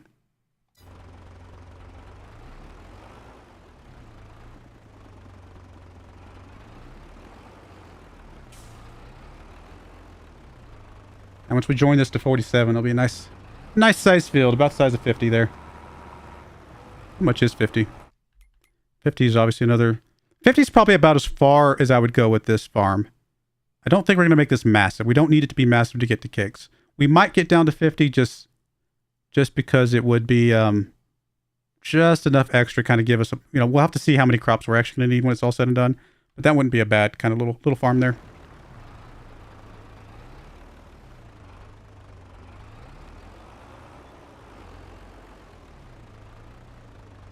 I know the workers are slower than me, but it gives me a second to to look at chat. But why not?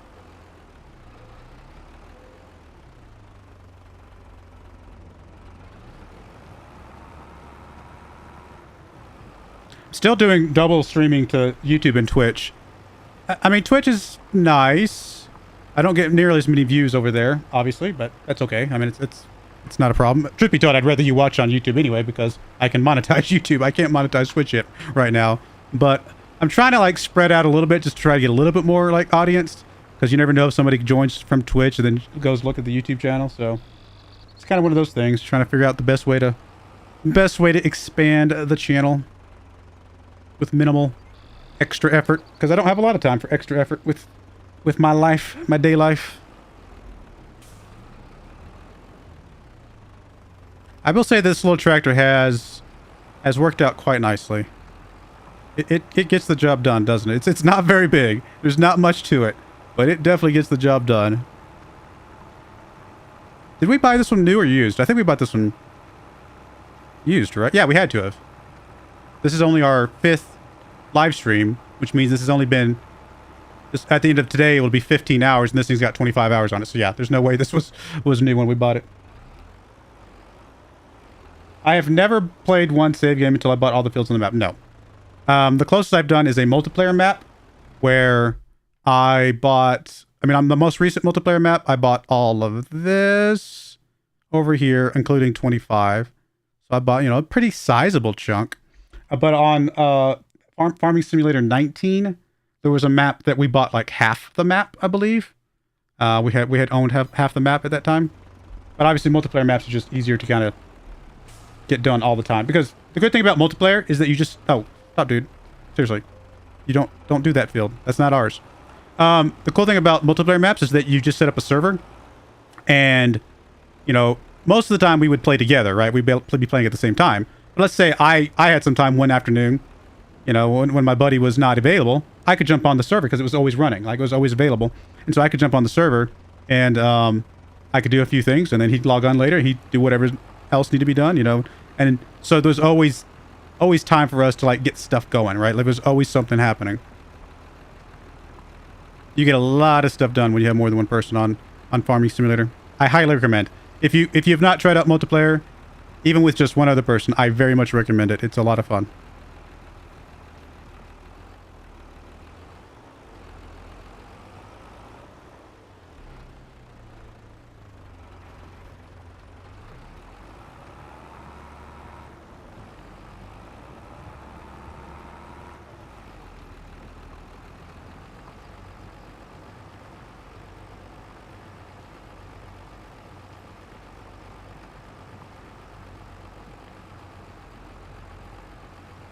Hey, Loretto, how's it going? I've never actually tried the government subsidy add-on, although apparently it is one of the top 3 or 5 most popular add-ons for this game. It might be number 1, actually, come to think of it. But it is an extremely popular mod that people seem to install a lot. Is the government subsidy thing. Yeah, the sign? Yeah.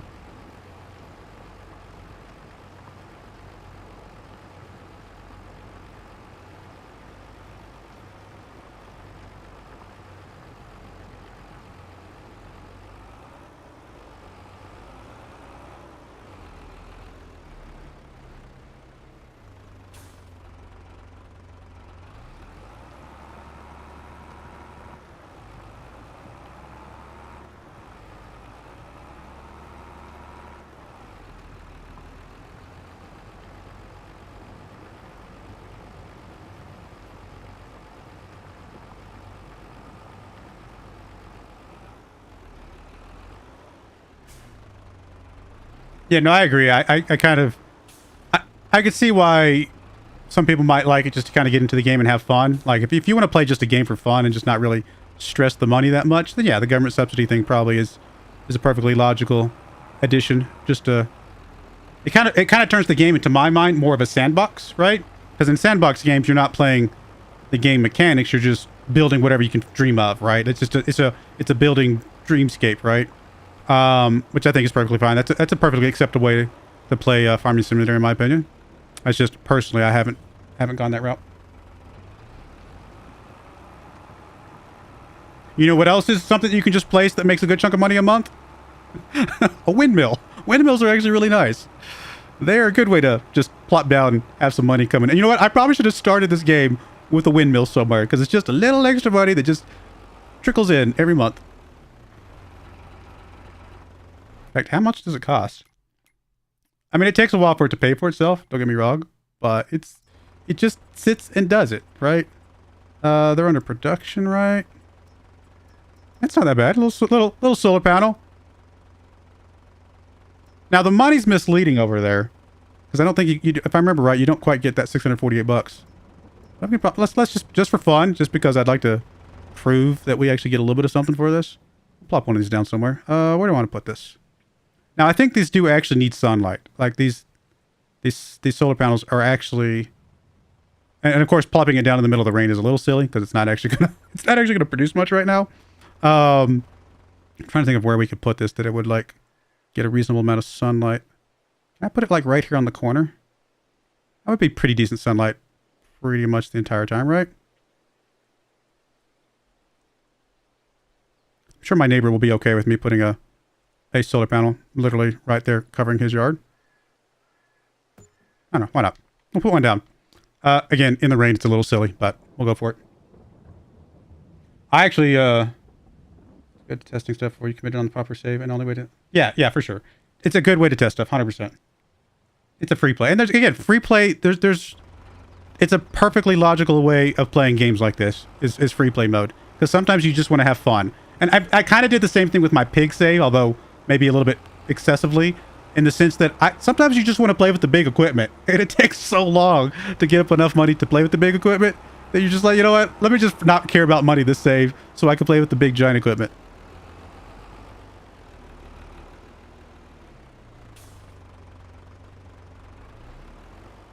Okay, I couldn't remember if it was the positioning or not. I thought I remember one of them like tracks the sun or something like that. And maybe they do still track the sun, but maybe it's irrelevant compared to the positioning. That's okay. That little over there is out of the way at least. I'm not putting a building over there, so it's going to be fine. And yes, the weather definitely will make a difference. I actually have... did the game crash or did something tab out? That was weird. I actually have a large number of solar panels on my roof of my house.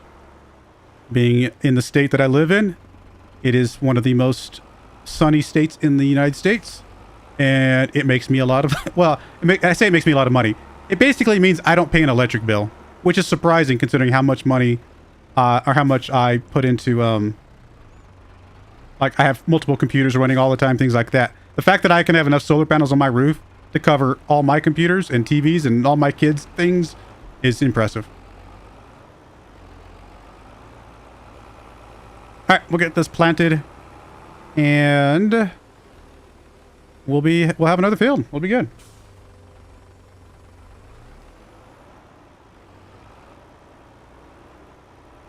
Now, I will admit that I did buy my solar panels a couple years ago when they had the whole, you know, tax cuts or tax rebates and things like that. I think they still have them, but I think they're less. I think I got them at like the exact time that you needed to get the most you can get, but I think they've reduced the amount of tax rebates you get on solar panels these days. Hopefully they come back, because I think, you know, I think they're fine. I think they're good to have. I guess the way I see it is, look, I'm not the kind of person, I've talked about this before.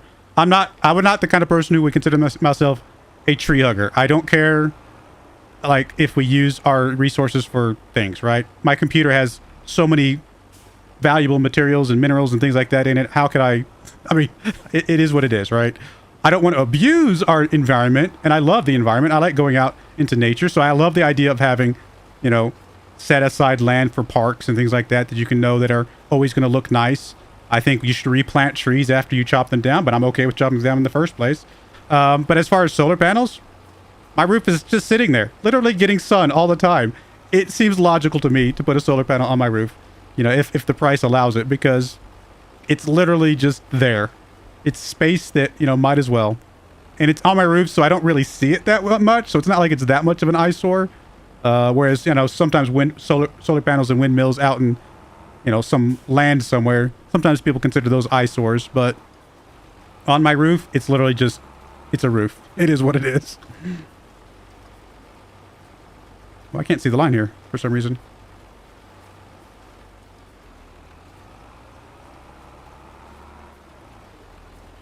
I'm really having trouble seeing that line. My eyes are going blind or something. I might need my worker to take over here. I think I got that line okay. It's hard to tell. Hey, Sniper Dakota. How's it going? Oh, well, I appreciate that you've joined and are enjoying the videos. I enjoy making them, and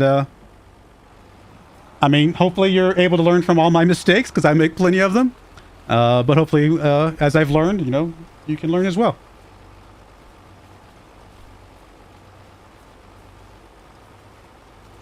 Here in Germany, they do financing help instead of tax rebates if you want to install clean. Yeah, that's cool. You know, financing help is good. Because, I mean, why not? I think I think sustainable energy and clean energy is... I think I've said this before. I love the idea of electric vehicles. I think they're great that they exist. I just don't think you should force them, shove them down my throat. That's all. If I want to pay a little bit extra, charge me extra for a gas guzzler or whatever, then charge me extra. I'll personally pay the extra to have a gas guzzler.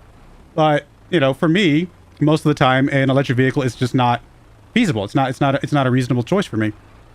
And so I'm okay with, I'm okay with, you know, my neighbor has a electric vehicle. I applaud him for having an electric vehicle. Just don't make me have an electric vehicle if I don't want one. You know what I mean? So I'm like I said, I'm in favor of clean energy. I'm just not in favor of mandatory clean energy, if that makes sense. Oh, you're just about to watch my videos? Well, yeah, I'm glad you joined live as well. If you, obviously you missed some of this live stream tonight. If you want to see the beginning of it, you can go, the VOD will be up after the live stream's over. Literally, as soon as I stop the stream, I think YouTube plops the VOD on there right away. So you can definitely watch from the beginning.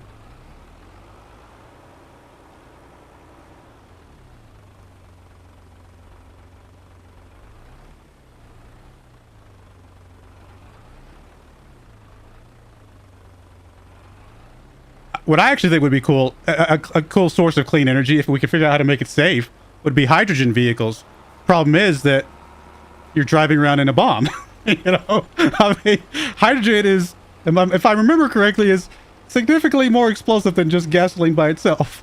And so it's not super safe, but it's clean, right? So, and it plus it kind of solves that problem of every once in a while I want to drive back to Texas, and most of the roads between here and Texas are in the middle of nowhere, and there's no electric ways to charge up. So, you know, yeah, exactly. The charging time and lack of infrastructure on many routes is 100% the downturn for me. Absolutely. If all I did was putt around town, an electric vehicle, it makes 100% perfect sense for me. Now, I will also say, though, as you guys probably know, you can see behind me up there, I like Ford Mustangs. Ford Mustangs are not electric. I mean, you can get a Mustang, an E-Mustang, right? That's not a Mustang. It's cool. Don't get me wrong. If you have one, awesome. But I like the real thing. There's nothing like the feel and the sound of a V8 engine. I'm just saying. There's just not. And so, yes. Do I think I would be nice to have an electric vehicle that I could drive around town and drop the kids off at school and pick them up? 100%. But also let me buy my Mustang so I could just drive that around on weekends and have some fun. That's all I'm saying, right? That's all I'm saying. I appreciate that you like the explanations I give, Sniper Dakota. I know a lot of people... I've had complaints that I talk too much. And I've also had comments just like yours that say that you like the explanation. So I guess for me, I'm going to continue to explain things because I feel like that's the type of video I would watch. And hopefully you guys continue to enjoy those. There you go. Yeah, that's a good idea, Stormy. If we can get better battery technology, which we should, right? How long has the lithium-ion battery been around? Like, my laptop has had a lithium-ion battery for at least a decade, right? 2 decades? I mean, how long have they've been around forever, right? More than that, even. We definitely need much better battery technology, for sure. If we get better battery technology, maybe stuff will be better. We'll see. Someday. Although, we still have to solve the problem of... landfills and stuff like that, because I've heard electric vehicles, if you get in a crash, even just a small fender bender with electric vehicle, most places would rather just total the vehicle and send it to the landfill than actually pay for the repairs on it, because the repairs are just too expensive, which is a really sad thing to think about, right? Hopefully we get all that stuff fixed, because I think it'll be good. Besides, the more other people that drive electric vehicles, the more gas there is for me to drive my gas car. That's all I'm thinking about. Oh, I'm not that selfish. I'm just being silly.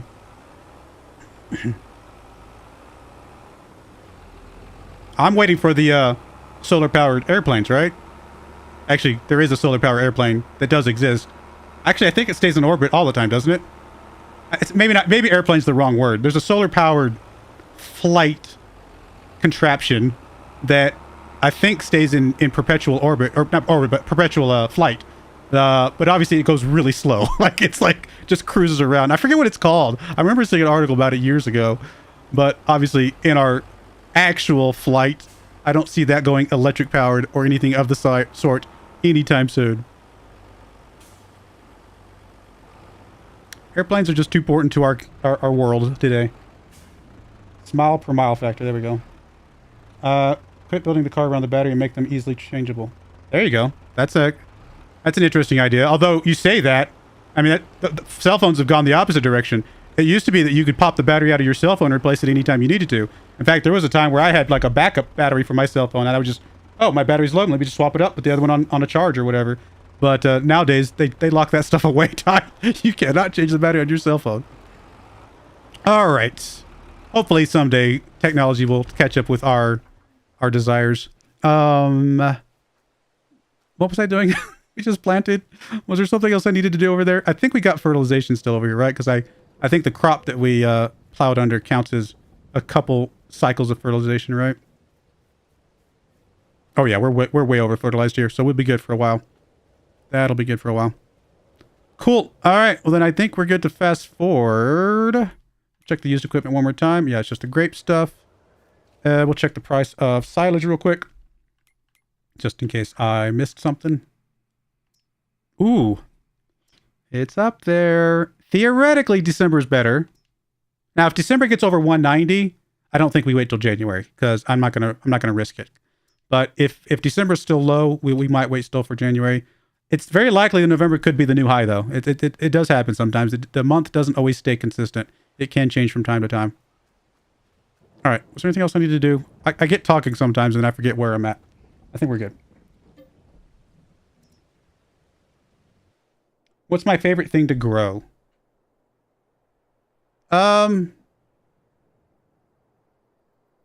Weirdly, and I don't know why, I like cotton for some weird reason. Because I like the idea of having the big giant bales that you can transport off and stuff. I don't know, it fascinates me. The problem with cotton is the equipment is stupid expensive. Like, stupid expensive. But I think it's cool. I think it's a very cool thing to have. Other than that, I mean, just simple grains and stuff like that. Those are just easy to take care of. You cycle through those so fast, you get a little bit of straw in between. It can help kind of offset some of the cost. Grains are usually pretty nice. All right, great demand at the farmer's market. It is snowing. We do have a header. We will need a header someday. It's a little too soon to be buying that right now, though. It's at 190, and it's supposedly going up. Now, usually because of the price of silage is already so low, I could fast forward the entire day, and it might go up to 191. But I think 190 is probably... I mean, do we risk it? Do we risk it and go for January? We might still risk and go for January just to see what happens. We do have full silage, though. We are ready to transport. I'm pretty sure we can't mow because it's in a sleep. Yep, it is asleep now. So our grass is going to wait until... Was it March or April? Something like that. Cell phones are made disposable. Yeah, I agree. Cell phones are made disposable these days. They're made disposable, but they're also still very expensive. Well, you can buy expensive cell phones. Obviously, you can buy very cheap cell phones. I bought my daughter's $50 cell phones, and they work just fine, right? So you can buy cheap cell phones that are obviously very disposable. That's the reason I bought them for them, because they like to break their cell phones. So $50 cell phones is what they get. China's car company NIO has already tried doing exchangeable batteries in electric cars, but that causes even more infrastructure problems as a changing station is much... Yeah, that makes sense. And plus, car batteries would have to be pretty heavy, right? Either they would have to be a lot of them, or they'd have to be one big pack that's very heavy. So an average human being would not be able to just go change out a car battery super easily, I would imagine, right? So you've only done wheat and grass. Well, wheat's a good start. Like I said, I like the grains. Get the straw off of it. It's not a lot of money, but it's something extra. So that can be pretty useful. What else? We can look at the list real quick. One good thing to do would be, where is it? If you do... Oh, which one is it? I thought there was one that you could cycle back and forth between. I'm missing it. No, I'm misremembering which one it was. I wish the sorghum was 1 month later. If the sorghum was 1 month later into June, you could actually cycle that with wheat and do wheat over the winter and then do sorghum over the summer, which is actually what my grandfather did. My grandfather did both sorghum and wheat. His sorghum would be during the summer months, and then once he harvested his sorghum in, August, September, whatever it was, he would then do the winter wheat, which would last over the winter, and then he would go back to sorghum. So he could flip-flop between those two crops. Unfortunately, the time frame is just a little bit offset here. So you can't quite do that here. But I would say early on, don't do potatoes or sugar beets unless you just really want to. The sugar beets and potatoes take a long time, and they take very expensive equipment as well. Really, anything north of potatoes. Let me get my mouse. Anything up here, soybeans, oats, canola, barley, wheat. All those are pretty easy. Corn and sunflowers are fine to do, except you just have to have a different header for those. Those obviously take a special header, but it's the same harvester. So the same harvester for all of these, just a different header for corn and sunflowers. So those are kind of nice. Again, and then sorghum's down here. Sugarcane can be challenging. I'm not gonna lie. It's you could have one sugarcane field, and it would take you literally hours upon hours to actually harvest it. It takes so long, but you get a lot. You get a lot of sugarcane. And then of course there's the new crops. I don't have them loaded onto this save, but carrots, and the red beets and the parsnips. Those are all the new crops that are added in with the newest expansion. Those are kind of fun. Cotton for you because you can let the AI do all. That's true. But you can't let the AI do all the work. Just more control. Making money for me means more time for me to play with trees. No, you're right. I mean, when the AI does your work, it gives you more time to do stuff. That's a good statement. Yes, soybeans are worth good money if the field is reasonably good size. Soybeans are actually pretty solid. You don't get a lot of soybeans, but the value of the soybeans is higher than most of the other crops. Wish you could double crop like how people do in real life, like double seed. Oh yeah, for sure. Grandpa does corn. It takes a long time to do sugarcane. I haven't done sugarcane in forever, so maybe hours was a little bit of a stretch, but it takes a long time. Because the reason it takes a long time is because the harvester is not that one, sorry, is very small, right? You see that? It's I think it does a width of 2 rows at a time. And so it's just really slow. And then because it gets so much volume, you fill up the trailer real quick, right? You go like one little pass and your trailer's already full because you got a lot of volume out of it. So then you have to go haul off the trailer, bring it back, or swap the trailers or whatever. And then you go do another. So it's tedious. I'm not saying it's bad. I mean, you could try it. It's a good way to get sugar, but it's definitely tedious. I personally like the corn silage. Personally, I think technically in this version of the game with seasons, you get more silage from grass. But in FS19, because the grass grew a little bit slower, the cycle was slightly slower, the math worked out, I believe, that the corn was better. And the other thing about corn is, if you don't know this already, which most of you probably do, but if you want to do chaff from a corn crop or sunflowers or anything like that, you can harvest the chaff, if you will, a cycle earlier than having to wait for the actual harvest, right? You harvest it before it goes, you harvest it before it dries out, basically, before it goes brown. You get it while it's still green, obviously, which makes sense because it's silage.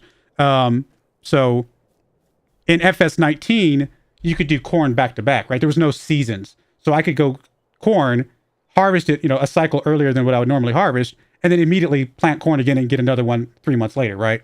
Whereas with seasons, you only get corn once a year. So since you only get corn once a year, I think the grass technically maths out to more. The potatoes is fine, especially now that you can do potato chips. You'll see me do potatoes in my Feed My Kids run. But now that you can do potato chips, there's actually a use for potatoes again. But yeah, the machinery is just expensive and slow. I mean, granted, you can grab the potato stuff down here, but this is even slower because you have to use so many trailers to hook up to these. You're going to have to offload the stuff so quickly with these. But it's still doable. Don't get me wrong. It's a thing. Here's the way I look at it. If you're doing potatoes or sugar beets or anything like that, you probably have to use workers because you're going to be doing all of it. You're going to be spending so much time yourself running the stuff to the market or to the silo or wherever that if you had to do all of it by yourself, it would take forever. So I think having the workers helps out a lot. All right, I'm enough talking. I should get moving along here. I think we're going to go ahead and fast forward to January, and we're going to chance that our silage will be worth more in January. Oh, did I check the used equipment? I did, didn't I? I did. Cool. Well, let's go. I don't know why I'm apologizing talking with you guys. That's the whole point of a live stream, isn't it? That's the whole point, is to talk to people. And I appreciate everybody that's joined and contributing. It's makes things a lot more fun. All right. Did we get a good price? Come on, good price. Oh, wrong button. I'm scared. No, we're not really scared, but... Oh, 194. Biogas 184, and it's going down, but we have time. So we didn't get much better price, but it's something, right? We'll get that sold off real quick. Real quick. Was it worth waiting the extra month for $4? Probably not, but it's okay. You're right. The game is all about playing with the machine, so I completely agree. Have fun with some of the big machines and stuff like that. There's nothing wrong with that. All right, let's get this zipped over. Should only take us, what, 5 trips? That's not bad. We can get, or actually, I think it'll be 6 trips technically, but that won't be too bad.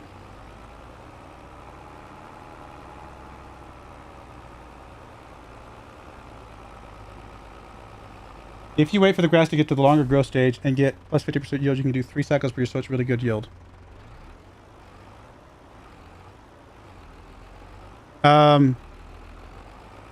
You mean, like instead of harvesting as soon as it says harvest, you let it go a little bit more? I felt like I did the math on that once, but maybe I didn't. Maybe I thought about it and just never got through with it. Is it, I mean, obviously it's more yield because it's more there, but is it more yield than if you let it cycle an extra time per year? Or I guess it's only, I'm trying to do the math in my head real quick. Late December. Yep. So instead of mowing as soon as it harvests, you let it grow. How much longer do you let it grow? 1 more month or how much? Because we'll try it. I can try it right now. We'll let it, once it starts growing again, we can let it go a little bit longer.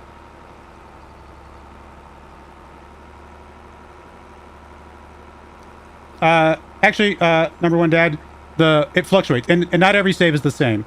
It's about the same. Silage should be about the same price in the same neighborhood, but it's not always December all the time. It does change. So it's just 1 month. Okay, we'll try it 1 more month and see what we get. I think that's a good idea.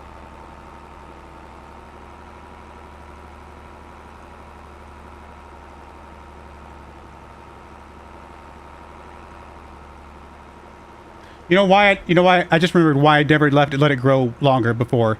The reason I never let it grow longer before is because usually when I do grass on my own personal farms, I'm doing grass in between other crops. Because that's actually a really good thing to do. Is like if you have oats, for example, right? Oats you can plant in April, harvest in August, but you can't plant again until March, right? Or March, April, whatever. So you could fit a cycle of grass in there, and I think usually you don't get that extra growth. So I think that's why I just kind of stopped trying. Hey, King Richard, how's it going? Nice of you to join. Now, the one thing about the biogas here is that we might actually fill this up. So we might have to be a little patient here. There's an easy 10,000 bucks, though. Well, 11,000 bucks once you count the tiny bit of environmental score we got. So actually, with all 5 trips, it'll be, what, 55,000 bucks? That's not bad. I need a faster tractor. This tractor is nice. It's getting the job done. It is quite slow.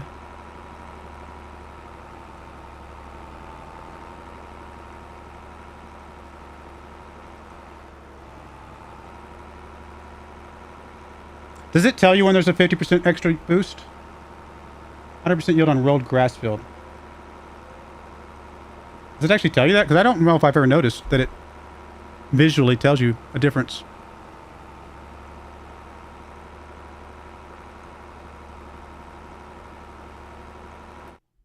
I'm actually kind of curious. Does it say anything in here?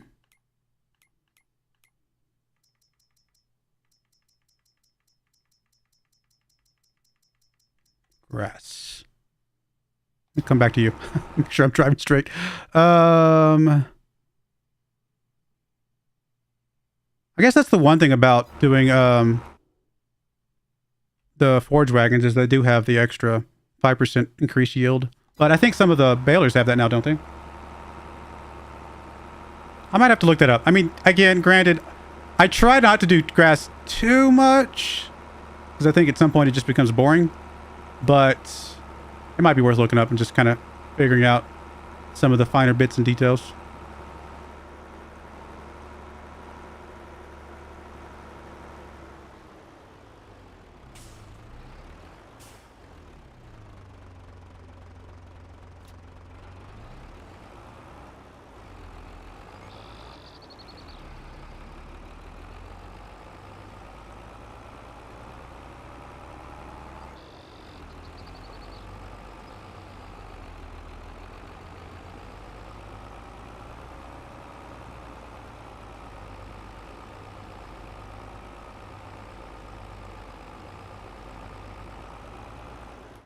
I'm actually going to have somebody drive it over there for a second so I can actually look at the grass stuff.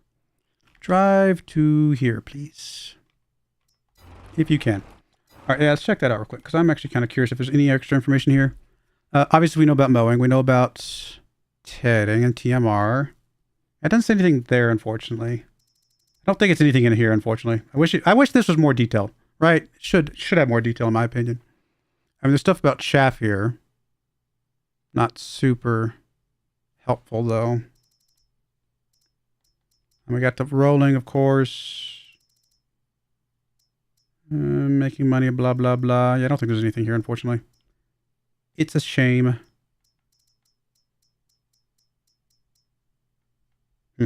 I haven't got the RTK station down yet. Maybe someday. But what was I going to look at? I was going to look at the balers and see which balers have the bio mix, whatever it's called. Because we have, I know this one does not. I thought there was one that did. Maybe I misremembered.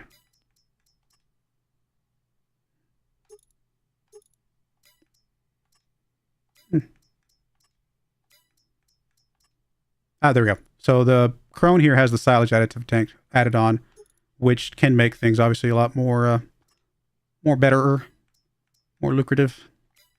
What else we got? Do any of these new ones have it? No. Yes. So there's Go Whale, whatever, has one. So adding that on obviously gives you 5% extra just silage off the top.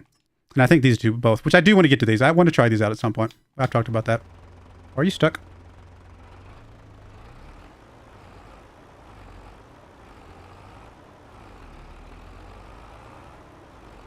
Oh, yeah. It's possible the console is consistent. I honestly don't know. I actually don't know how the console works. But I know that in my game, sometimes it fluctuates 1 month to the next. Have I played House Flipper? I have not. Although my kids were playing House Flipper the other day. Because apparently it's free on Xbox. Game Pass. I think that's what they were playing. I just saw my son sweeping up a house or cleaning up a house or something. I don't know. So I think he was playing House Flipper the other day. Oh, did I? Okay, there we go. I find mowing the hilly meadows of Erlengratt with the Alpine mower tractors really relaxing. Not that high yield, but the experience is nice. Yeah, for sure. I remember the first time I did Erlengratt back in FS19, I actually got the little push mower. It was just walking behind it. And it was funny. I don't know. I found it to be... It was not very fast, but it was pretty funny. And it worked all right, I guess. It did the job.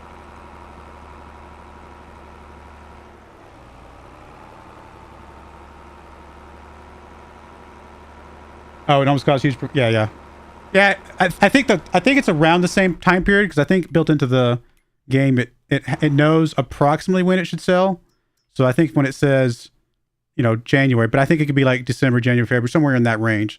I don't think you're usually going to see like all of a sudden August becomes the most expensive month. I think that's a little bit less likely. Although some of the crops, some of the things have very fluctuating things, right? I mean, TMR is a little bit of a bad example because we don't typically sell, but milk, it could be either September or January, right? Like anything. Like it's so variable which one actually ends up being the highest. It can be a little bit crazy. Yeah, I bet House Flipper would be kind of a fun thing. Any game like that where you're kind of just fixing stuff up to the... I don't know, just the whole idea of... like auto... was it Car Mechanic or whatever? I played that game a lot. Like, that's a similar type of concept, right? Where you get something in, you fix all the problems, and you flip it, right? Or you sell it, or you do the repairs, or whatever. Same thing with PC Builder? Something like that? With a game where you get to build computers and stuff. Any of those types of games are just kind of fun just to play around with. Oh, you know what? I just realized. Did I check to make sure these are 100%? Yeah, they are. Okay, I was making sure. I just realized I hadn't actually looked that they make sure they were 100. But I think they hit 100 last month.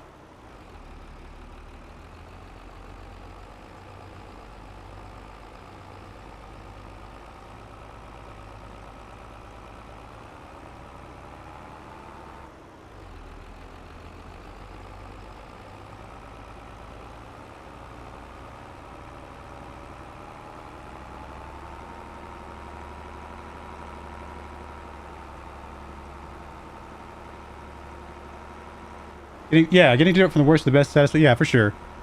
I like any game that you can have a little bit of a role play element to it. And what I mean by that, obviously, is the idea of you can start with nothing.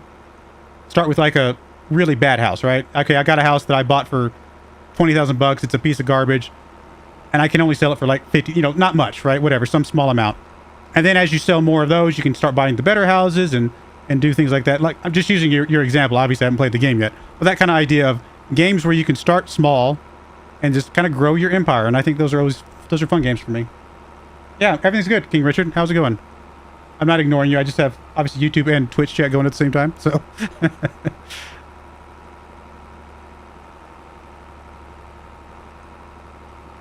We're definitely going to have to get the 24-slot trailer soon. It's a shame. I was hoping this one would work out. Oh, well.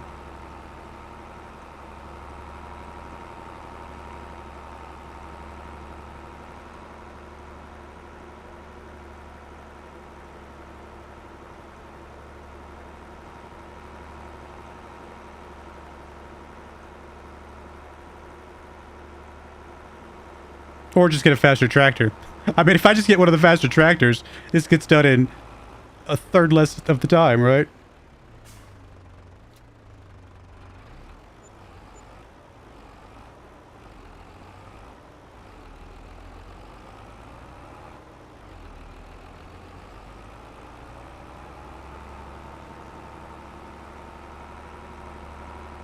Rags to riches. There you go. That's kind of the idea.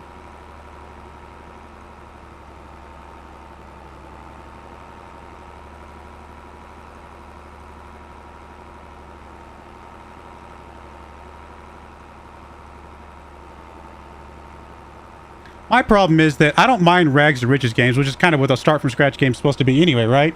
You're starting from basically nothing and working your way up to a fully functioning farm. But part of the problem is that, for me personally, I don't mind it. I don't mind the tedium of, all right, I got to go manually cut grass for a while before I get enough money to buy my mower or whatever, you know, example you want to use. But from a video standpoint on YouTube, I'm always worried about the flow. I'm worried that the flow is going to be too slow and too tedious or too monotonous or whatever. And it's just kind of like, where's the balance between entertainment, but also that whole story of, yeah, we're starting with nothing, we're working our way up, kind of going from there. That's part of the reason why I eventually cheated in money on the original Elmcreek, because I just felt like the flow was going too slow. And of course I made mistakes. I got too many loans early on, and that hurt us big time, which I'm not doing here. I mean, as our farm gets growing here, we're going to be making money, you know, super fast.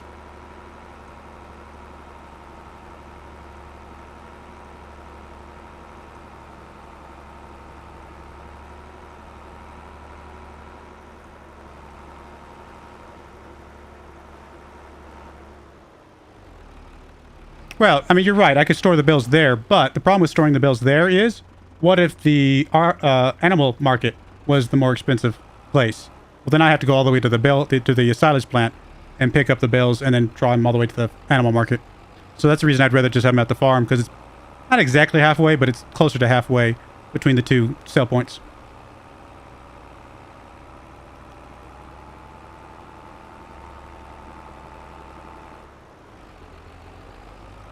Plus, if I store the bales there, it doesn't save me anything.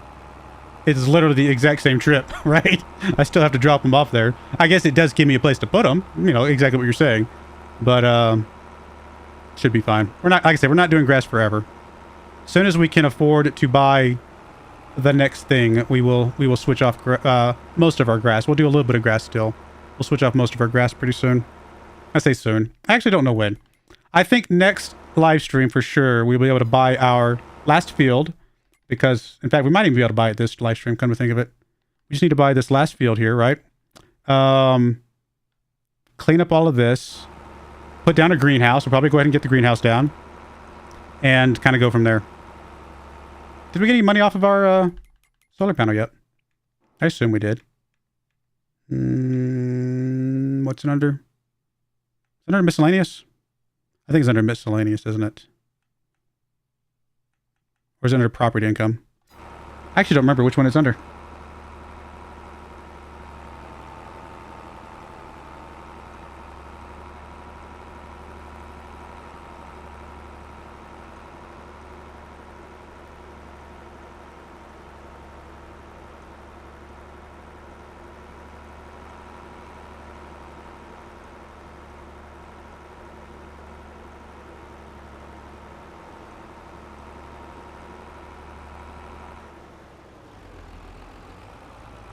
All right, get these sold off.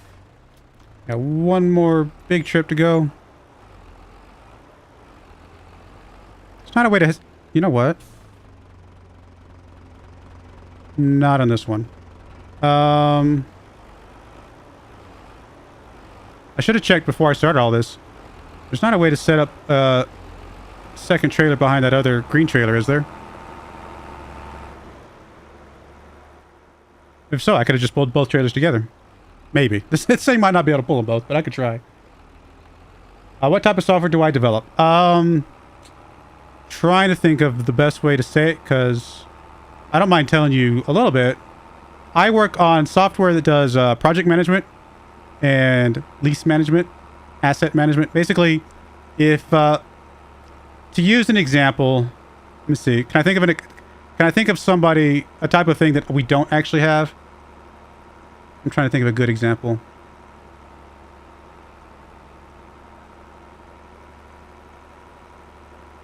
Okay, here's a great example. I'll tell you as we're passing by. Let's say Mi Familia here is a big chain restaurant, right? Well, they've got to be able to manage their, their stores, right? They got to put their stores out there. So there's a concept of leasing. They're going to lease land or lease property or whatever to put their Mi Familia stores. There's also the concept of they want to be able to manage the assets they have within their store, like their fryers or their stovetops or whatever like that. So they want to have management around that. And there's also probably the concept of project management, because let's say they want to build a new store or refurbish a store.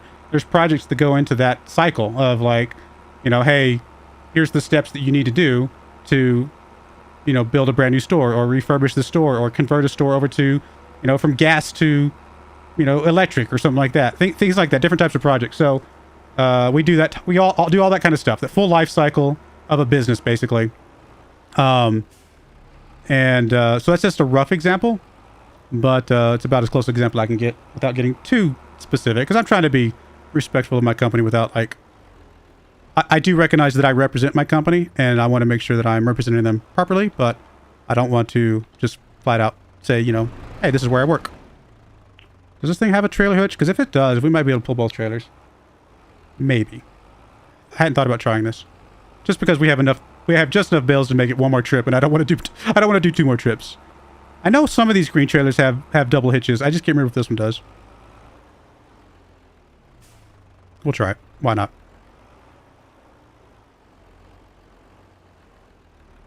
Ooh, it does. Okay, we're going to make a little train out of this. My tractor might fall apart because it can't actually move, but we're going to try. All right, so that's 4, and then we can get the other ones.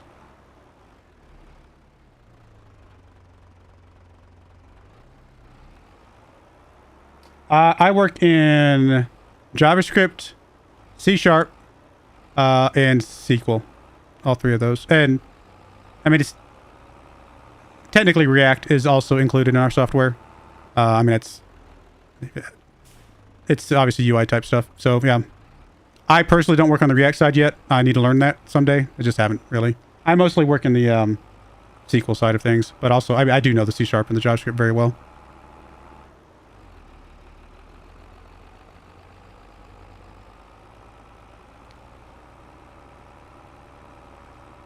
Pot 53 is the only land you need. I can't believe the possibilities you have there. Yeah, 53 is a pretty good plot. You're right. It's good stuff there for sure. I like that. That's actually, I do like these 2 plots. Obviously, you see me have this where I've had this entire structure basically, except I think 52. I don't think I've ever actually bought 52, but I have bought all of these other ones before on some of my previous saves.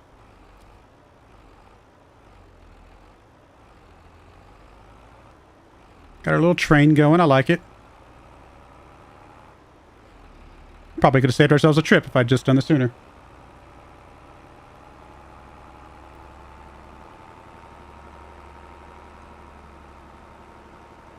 I guess the best way I could say it, I don't work on the retail. Like, my company works on a lot of different things for lots of different industries.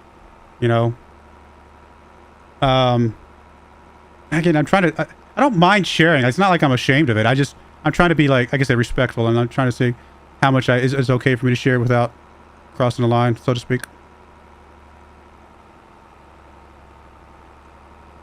I will say this.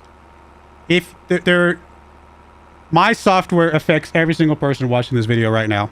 That's all I will say. I can guarantee you the software that I work on directly and the software I've worked on for the last 11 plus years has had an impact on every single person watching this video's lives. Guaranteed. I know that for a fact. That's all I will say. I can't tell you how or why or what, because that'll give you too much information, and I'm just trying to be a little secretive, you know? Just feels like it's the right thing to do. But I can guarantee you it has had some impact on your life. 100%. Oh, you keep saying plots and fields. I'm sorry.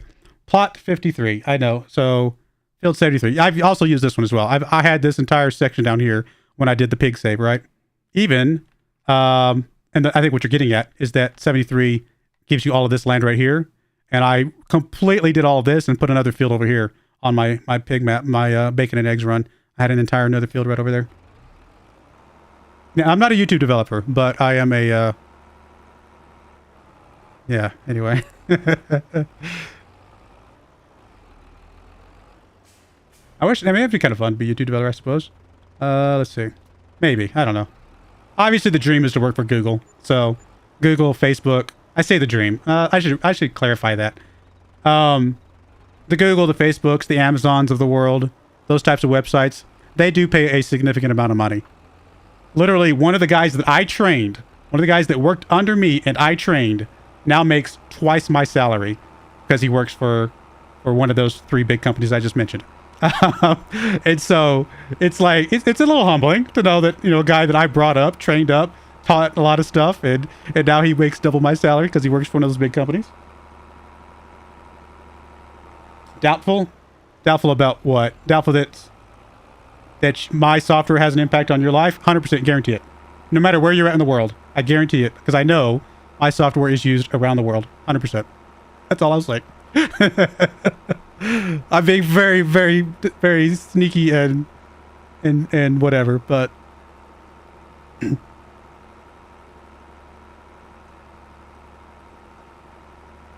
yes, getting in there is a real challenge. You're right. It is a big challenge.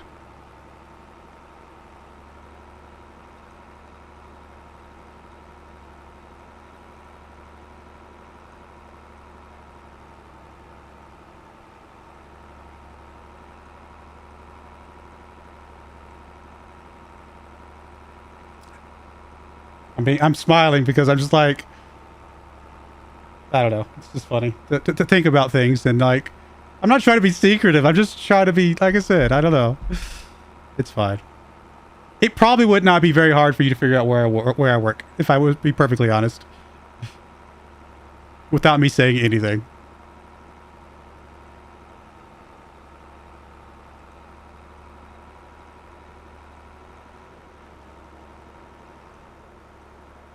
It's not a very well-known company, I'll give you that. But it is a company that has a lot of impact on the world, which is cool. Which I like. I like the fact that, I talked to you guys before earlier, I don't want to work for a company that does like life and death type software. Because that just feels very, you know, that's a lot of pressure, honestly. But my software that I work on does have a major impact on the world, and I think that's pretty cool. So I do enjoy that side of it. All right, we got everything transported. We actually made a good chunk of money. Question is, do we buy the last field? And again, it might not be the last field we use, but it's gonna be the last field we use for a while. Like this will be it. We won't need much else than this for quite some time. Now the problem with buying this right now is that what I would want to do is immediately put down a greenhouse, because that's really what I want over there. And I don't think we can afford both.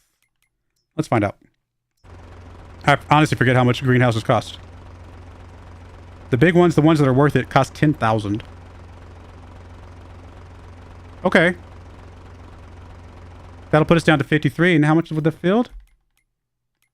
The field was... Come on. Wrong button. Wrong category. Oh, 56. Oh, we're so close. We're so close. Oh, no. I don't think you're trying to dox me. It's not that a lack of trust. Because like I said, if you really wanted to try hard enough, you could figure out where I work. It's a lack of... It's me trying to separate my day job from this job, I guess, to some degree. So I'm just trying to be respectful of my day job by, I don't mind telling you the technology I work on and giving you like minor details, but I don't want to give specifics because I'm trying to make sure that I don't want to ever get in trouble where they're like, hey, I was watching, I mean, not that they do, but hey, I was watching your YouTube video the other day and I'd rather you just not talk about our company type of thing. And I just want to make sure that I'm respectful in that regard. I mean, using it as an example, I watched a video the other day about Mark Rober. And obviously, if you don't know who Mark Rober is, then you obviously don't look at YouTube. But Mark Rober, obviously, big-time YouTuber, right? He got a job at Google shortly after his YouTube stuff started taking off. And Google actually came to him and said, we need you to stop doing YouTube. Like, they did not like the fact that he did YouTube while also working for Google. And I think we can all agree he made the right choice and eventually stopped working for Google and just focus on YouTube. And now he's very successful and he's a lot of fun to watch. All right. So yeah, I would love to buy that field, but we can't put the greenhouse down immediately, which is the big thing I would want to put down. So we need to wait a little bit longer. But there's nothing on it right now, though. It's a good time to just do something.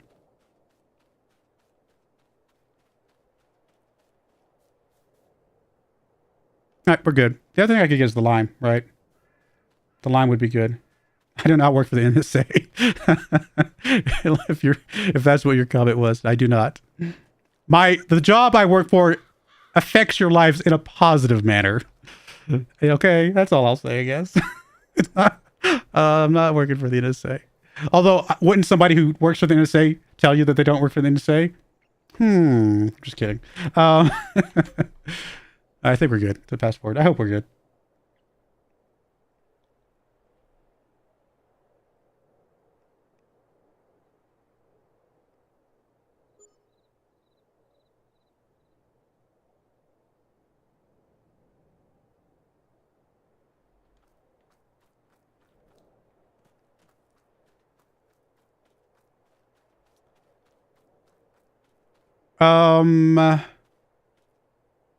Why is that bird?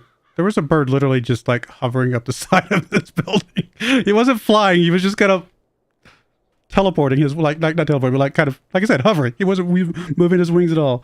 That was a little funny to watch. All right. So what do we got here? We got cattle cultivators, which are nice. Oh, another tractor. I do want another tractor someday. I dream of another tractor. Actually, a couple nice shallow cultivators here. What's the grass look like? Still not growing? Still not growing. It's still winter. All right. So there's nothing for us to do except fast forward again, I guess. Yeah, we've done everything. Working for Google can also be a lot of different things. Developing new solutions would definitely be interesting, but trying to maintain 20 years old code would be very tiring. Yes, I work on very old code as well. I understand the concept of working on very old code. Intimately.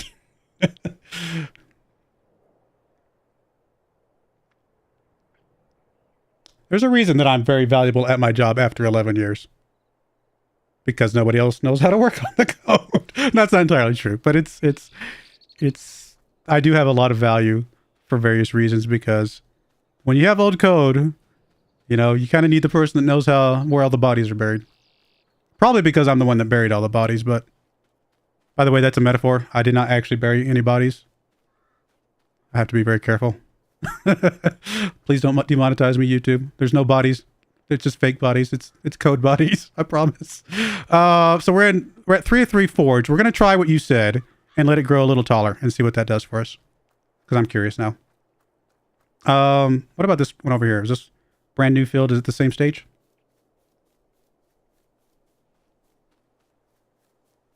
It is. Yeah, 303. Cool. All right. Let's fast forward again. I keep thinking there's something I need to be checking. Nothing here. We're good. We don't have debt. That's the thing that's freaking me out. We have no debt, so I don't have to be panicking. I could literally fast forward a year and nothing would be bad would happen. We would still be okay. I'm not used to these saves where I have no debt. But I should be, because I've done the Bally Spring, I've done this one, and now I'm doing the, well, I have debt on Feed My Kids, but it's like, it's intentional. It's like targeted debt, so I think it's a little bit different. We're not making a ton of money off our solar panel, but it's getting something. So now we're at a taller growth stage. So are you saying, would it grow one more stage than this? Or only if I rolled it, would it grow more stage than this?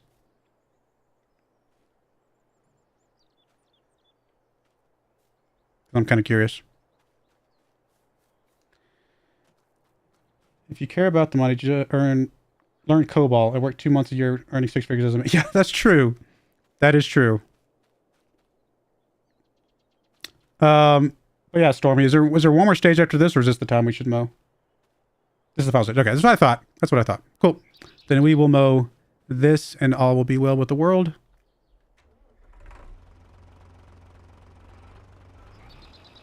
My grandfather used to tell a story. I don't know if it's really a joke as much as just kind of a story that's it's a fake story, but it's a story based on, you know, a level of realism, so to speak. And the story was of a guy that used to, you know, his company had this big giant machine, right? Massive machine. It was literally the heart of their entire company, of their entire production facility or whatever. Very complicated, very whatever. And, you know, one day it broke down, and they had to hire a guy to come look at it. And the guy literally just sat there, crossed his arms, staring at the machine. Didn't move, didn't do anything. Just literally stared at the machine for about an hour. And then he takes out a small, tiny little hammer, hits one little bolt on the head of it, and the entire machine starts working again. And he charges the company, you know, some ridiculous number, $100,000, whatever, $1 million, whatever. We make up a big, giant number. And the company's like, how dare you charge us so much money for just using your hammer to hit one little thing? That's ridiculous. And the guy's like, I'm not charging you for hitting the bolt on the head with the hammer. I'm charging you for knowing where to hit with the hammer. You know what I mean? Like that's the whole point. Like when you have a specialty that nobody else knows, you know, it's not that you're doing something like grandiose. It's that you know how to, like, you're the one that knows how to fix that one thing. And that's kind of the value I have to my company. I may not do amazing, crazy, awesome things all the time, but if we ever have an issue, you know, I could look at something for about an hour and then write one line of code and fix the entire thing. And it's like, you know, that's where my value comes from, is that it's not that I wrote the one line of code. Anybody could have written that one line of code. It's that I knew where, you know, after a while of looking, I knew where to write that one line of code and what to write, basically. So I don't know, value when you're a specialist is interesting. Another kind of twist of that type of story is the concept of, and I've heard this so many times, if you're very good at something, right? If you're really good at, let's say somebody wants you to make a new icon. Let's say, so I want to pay somebody to make a new icon for my YouTube channel or whatever like that, right? Or some new song or something like that, some music that I can play underneath it. But they knock it out in like half the time, right? Should I pay them less because they're a master at their job and were able to work twice as fast? A lot of people would say yes. If you only worked for 3 hours, I should only pay you for 3 hours. Why are you charging me for, you know, 6 hours worth of work?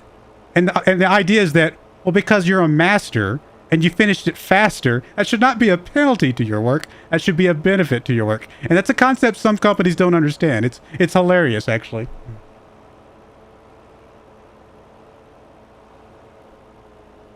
You make the cake, have the money, don't know what to do now. How do you make my fields bigger like you did join them together? Oh, yeah, absolutely. Exactly what number one dad just said. If you go into your plow menu, there's an option to allow to create fields. Now be careful with that, because literally, as soon as you put the plow down, wherever you're at, you're gonna get land. You're gonna get field land, right? So you got to be a little careful with that, because if you put it in the wrong spot, it could be a little bit hard to fix later. But it's definitely something good. You're right. You're charging for the 30 years of experience that came before. 100% exactly right. You are right. Like a part of my job at my company at one point in time was to work on billable work. I don't work on billable work now, but I worked on billable work where we could bill customers and things like that. And I used to always finish quicker than I was supposed to. Let's put it that way, because like I said, I know the product that I work on, and I know how to do all the things the customer needs me to do. And it's like, you know, I'm not lying to the customer by charging them more hours than what I actually worked. I'm giving them the value that they've paid for because I worked really fast and I was able to get it done quicker. Plus, that allowed me to do more testing. If I get something done quicker, I can throw in some extra testing that they might not have normally gotten with, let's say, if they paid for 10 hours worth of work. If I get it done in 5 hours, I can do a few extra hours of testing to make sure their extra enhancement is good, you know? I would never... Now, if somebody's just slow... The irony of this is, if somebody's just really slow, like, do you pay them more? Like, usually you pay them more because they're taking more hours, but it's like, it should be completely backwards. You should pay them less if they're slow, right? It's a weird dynamic. It's a weird world we live in.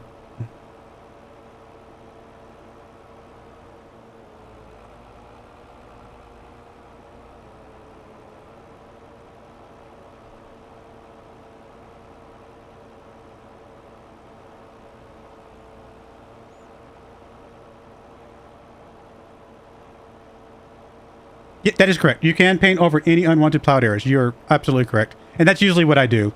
Because if I get a little bit off and make a little bit crooked, it bugs me. So usually you will see me paint over unplowed areas sometimes. Or the plowed areas, I should say, to make them, like, evened up.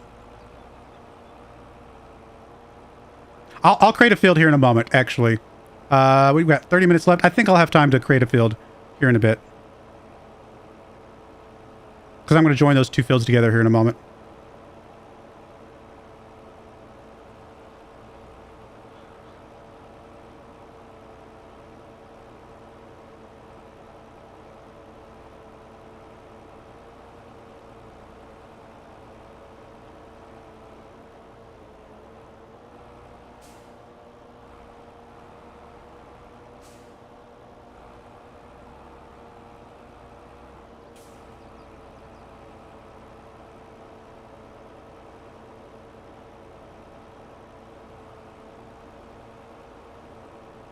You're right. It sometimes happens that way.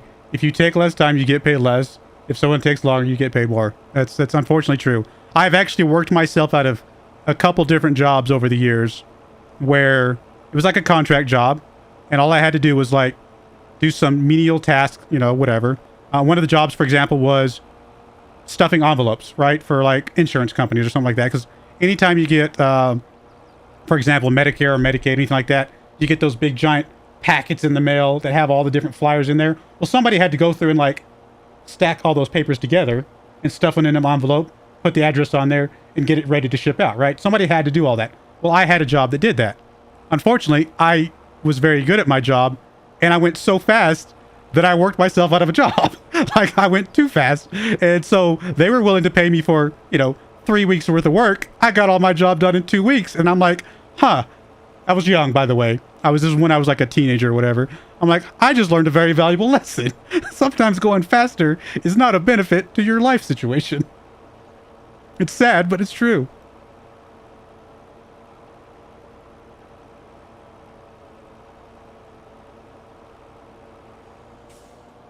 To me, it was a competition, though. I always made a game out of stuff like that. I'm like, okay, yesterday I did 1,000 envelopes. Let's see if I can do, you know, 1,200 today. And it was always a game to me. And that's the reason why I would always race myself. It was not good.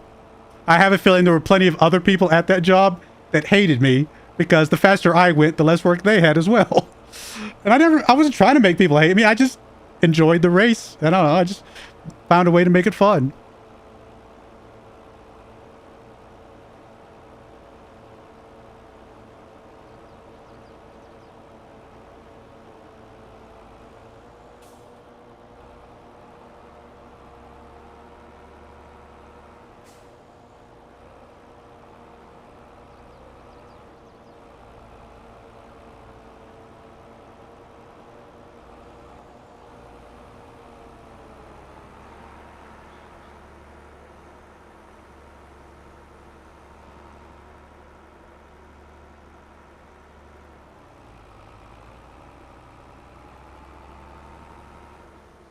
Actually, for the sake of showing, just in case I run out of time, because I do want to show it since you asked about it, let me just get this mode here on the end, and we'll get it windrowed a little bit.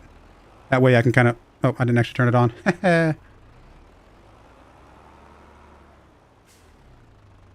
Turn on the mower.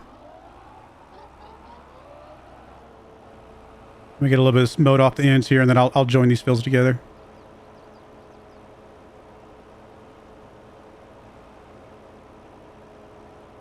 Might as well. Doesn't hurt anything.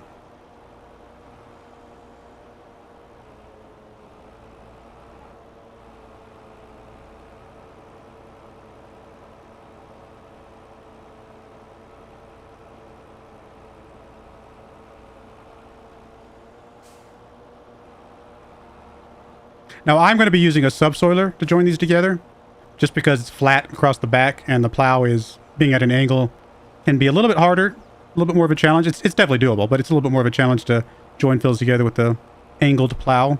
Now, in order to use a subsoiler to do the same thing, you do have to have, I believe, a mod that allows the subsoiler to count as a have the crate field options. So if you don't have access to the mod, you can, like I said, you could just use the plow. But if you do have access to the mod, I would recommend it because it's just a quality of life thing.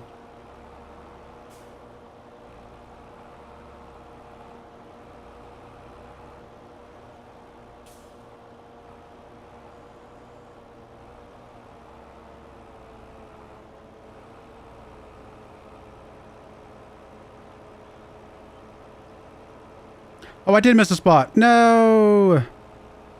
I thought I got everything, but there's a couple spots actually I missed. I will have to fix those because those are going to bug me.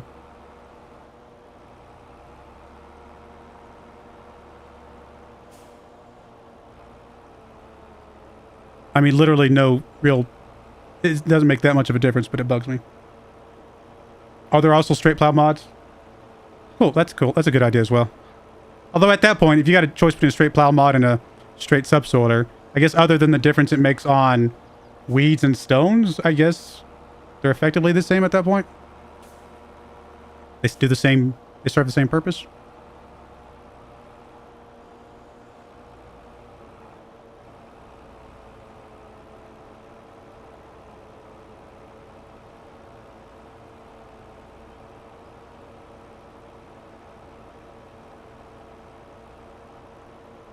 Good stuff. Let me just leave the mower right over here. I guess I could have left it back there, but I'm just going to go grab the windrower and get that windrowed real quick just so I can get those joined.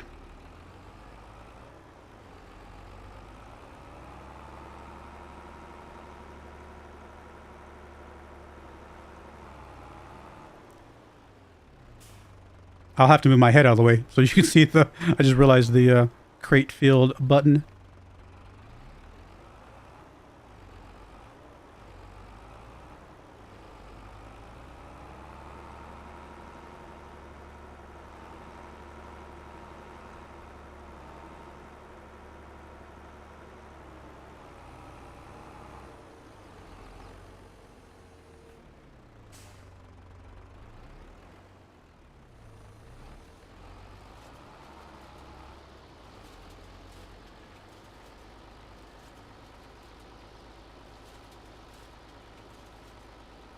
Hey, Jake, how's it going?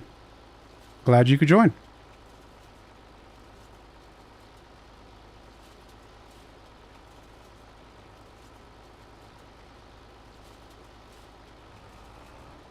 All right, let's get this side done.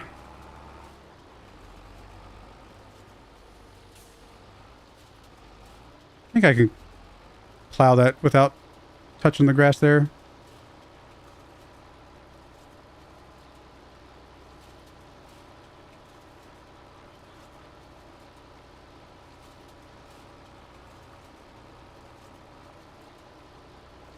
Okay, that'll work for now.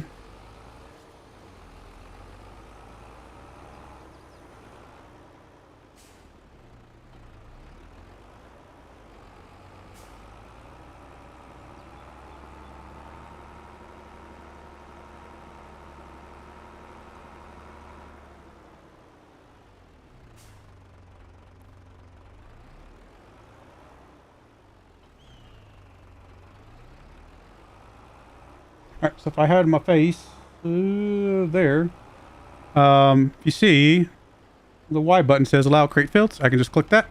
So now we are allowed to create fields. Obviously now if I click it again, it'll limit it to the fields. And then I can come over here and...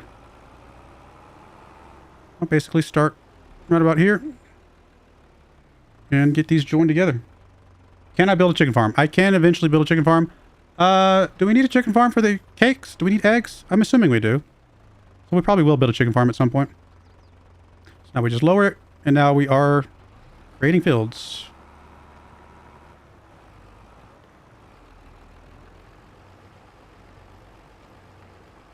Now I will say this, if you are using the precision farming mod, you might have to rebuy the sometimes you have to rebuy the information, the scanning, in order to get the scans for this new section. I'm actually going to go a little bit over here, because I'm also going to show you how to paint over when you make a mistake. Although I did just get rid of my road there, but that's okay.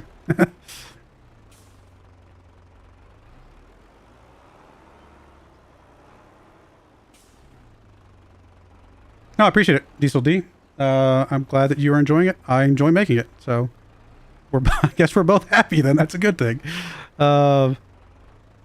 Sometimes it can be good to do the horizontal bit first, so you can make a straight line, and then do all the middle bits, you know, afterwards. But since I'm using a flat back subsoiler here, it's not that bad. It's not going to be that far off.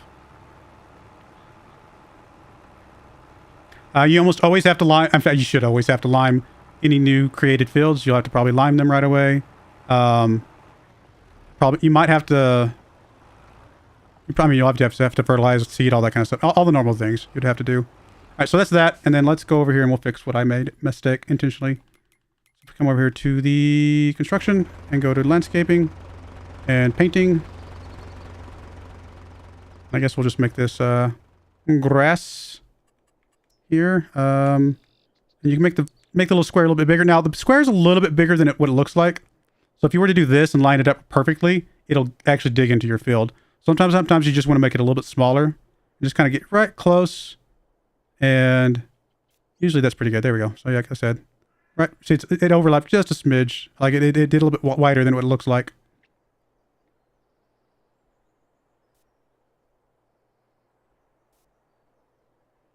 Cool. There we go. Now we got a nice straight line there.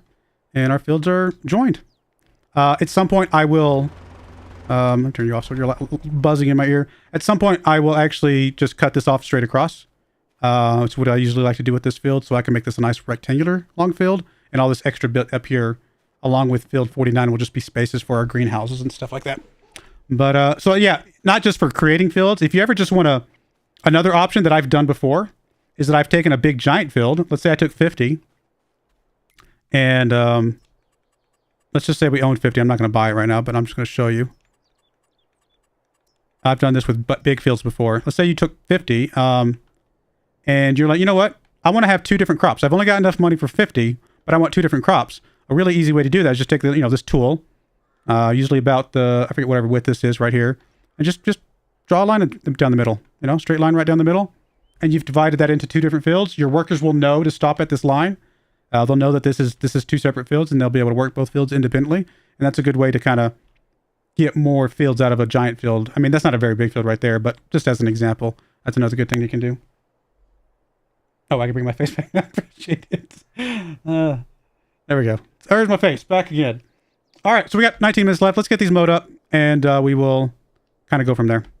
And I think that'll probably be about where we end, is with the mowing done. I will say this. Waiting for that extra yield, these are quite large piles, especially the ones over here. These are very large. I actually think we have to actually bale these now. I don't think we can do another pass and get more yield than that. I think we're going to have to actually bale these right away. Which is fine. We can definitely get those baled early.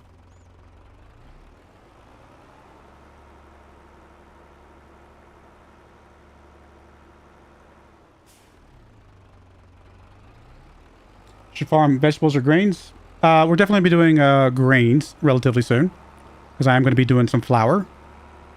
Vegetables, we won't be doing vegetables in the context of the new vegetables like carrots and red beets and parsnips. But if you want to see those types of vegetables, you can go check out my Let's Play that's called Feed My Kids, and I'm doing all the vegetables on the Feed My Kids run. The only other vegetables I know of in this side of the game, with not having that new patch or the new expansion, are like tomatoes and lettuce. And you can do those in greenhouses, but you can't do them on the fields themselves. I guess potatoes are vegetables, right? Technically. I mean, they're roots, but I think they qualify as vegetables in our normal terminology. I know I said tomatoes, which are fruits, but everybody knows that tomatoes are vegetables. Come on. Come on. It's a fruit, but it's a vegetable. Come on.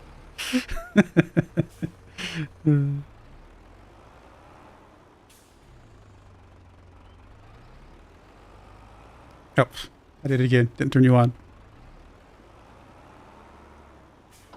By the way, I learned how... I mentioned this in my... I think I mentioned this in the live stream when I was doing the live stream for the Sri Lanka map, that I didn't know where seeds for carrots come from. And as soon as I figured out where seeds for carrots came from, it was so obvious to me that I'm like, oh, I'm an idiot. How did I not think of that? The seeds from carrots, because the carrot itself is the root, and then you have the grassy bit on top. Well, the grassy bit on top is the plant, right? And so the seeds from carrots come from the grassy bit on top. And I'm like, oh, well, yeah, that makes sense. I just didn't think about it that way. I was trying to figure out where inside the carrot was the seed. I'm like, I've eaten a carrot. Where's the seed inside this thing? Oh, I feel so stupid. I'm such an idiot sometimes. But yes, the little frilly bit on the top of a carrot is where your seeds come from, guys. In case you didn't know.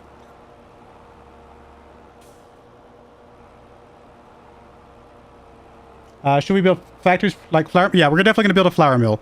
That'll happen. I would not be surprised if we get to the flour mill in the next live stream. So next Wednesday, I think we'll have this silage sold off. I think we'll get to a flour mill. It's going to be close because the flour mill is like $100,000. Oh, and then we also need the harvester for the grains. Ooh, it might not be quite next month. It's gonna, or next live stream. It's gonna be close. We'll see. We'll try.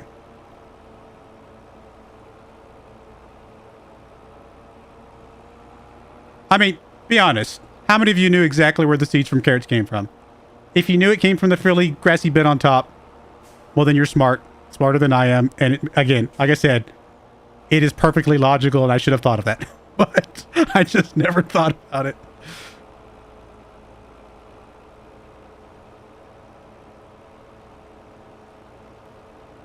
I think what threw me off was that I know for potatoes, can't you just plant potatoes? Like, it isn't the part that can grow a potato, the potato itself? Like, isn't that a thing? So I think that's what threw me off for carrots, is I just assumed you planted part of the carrot and it grew a carrot. But, you know, it makes sense that the seed's elsewhere.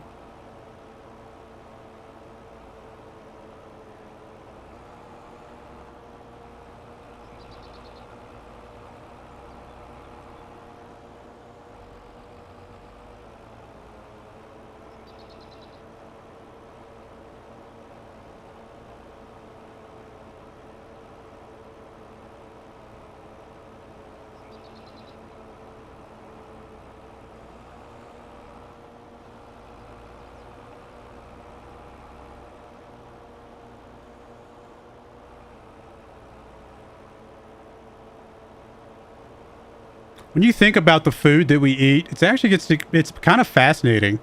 Some foods we eat the roots. Some foods we eat the outside. Some foods we peel open the outside and eat the inside. Some foods, like sunflower seeds, we were talking about that earlier. Do you do anything with the rest of a sunflower? The sunflower is giant, right? Giant stalk, giant flower. But the seed is what we eat, and the seeds, I'm assuming, what we make oil out of, right? Like, it's just fascinating that some things we eat the seed of, some feeds we eat the actual rest of the fruit. We spit out the seeds. Like, I don't know. Food is fascinating. Like what I mean by food, like natural food is fascinating.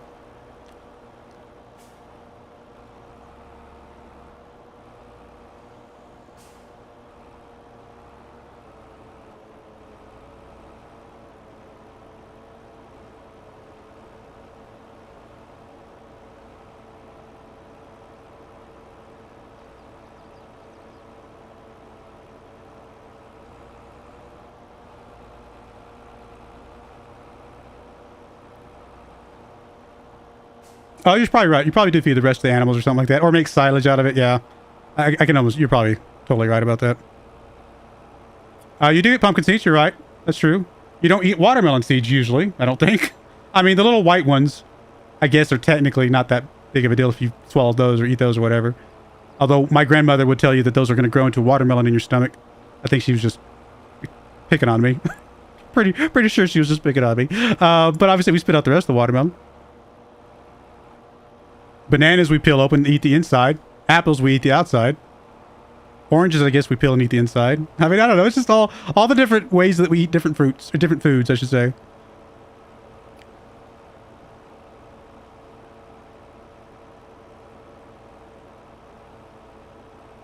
Some foods grow in the ground, some grow on top of the ground, some grow on trees, grow on vines.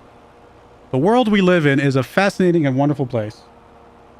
Right? I mean, I don't care if you believe in evolution or creationism. Does not matter. I think the statement that the world we live in is an amazing place is a pretty true statement.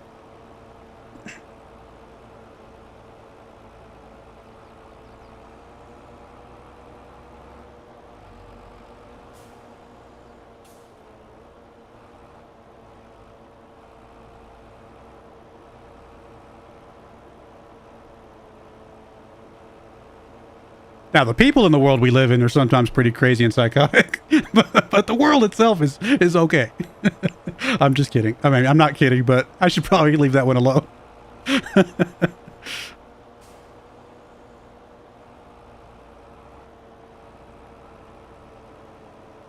Pistachios, yep. Pistachios, good. Yep. Oh, yeah. Pineapples, don't you chop off the top and plant that? Or am I wrong? I should look that up, actually.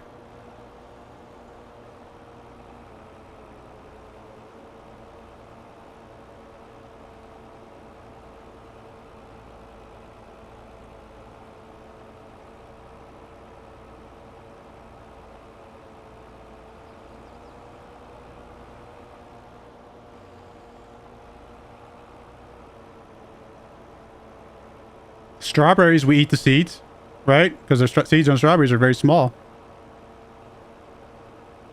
I guess tomatoes you eat the seeds too, right? Because they're just soft inside the tomato, probably. I don't think you seed a tomato. I don't think that's a thing.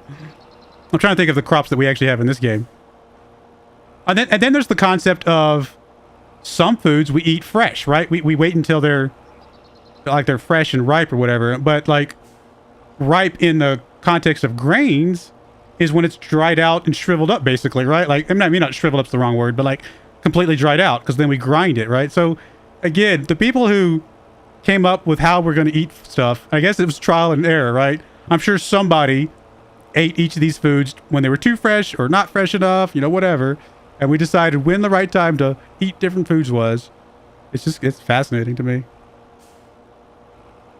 Where did I live? Are you saying where do I live now or where have I lived in the past? Lettuce. Lettuce is interesting. That's true. I live in Colorado now. I think I've mentioned that a few times. I get to wake up every morning and look outside and see beautiful mountains out my front door. So I love it here. But before I lived here, I lived in Texas. I think I've also mentioned that, so I'm not afraid to continue to admit that. Texas obviously being very hot and dry. Well, no, that's not true. Hot, but the part of Texas I lived in was very humid, which made it feel even hotter and sweatier and nastier.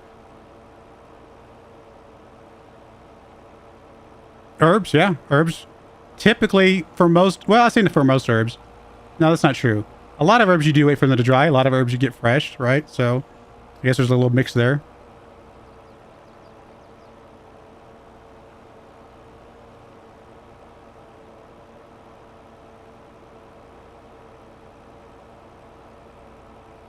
Yep, Colorado is beautiful. I love it here in Colorado, for sure.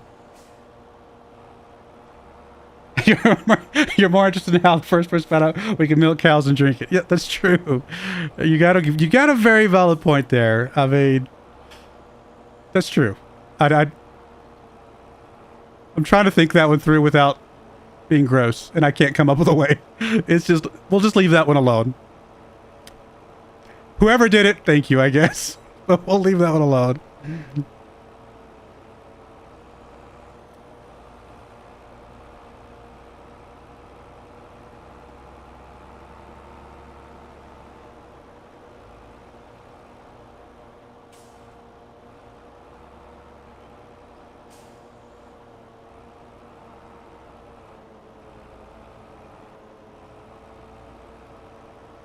Or insects.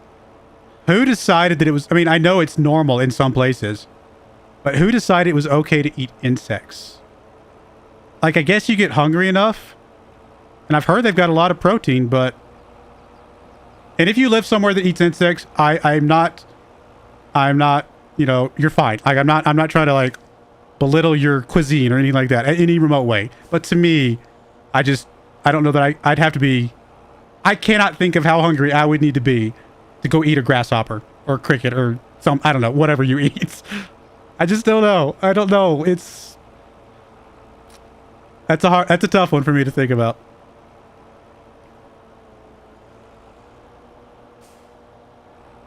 Do we need a bee farm? I don't think we need bees for the cakes. So we probably will not do bees here.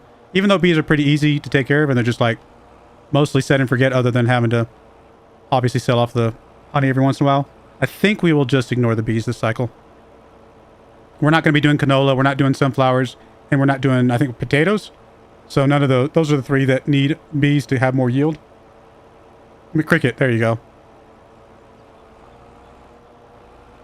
I'll be honest, though, and I know this will cause a divide with somebody in the channel. I guarantee it. I personally do not eat sushi.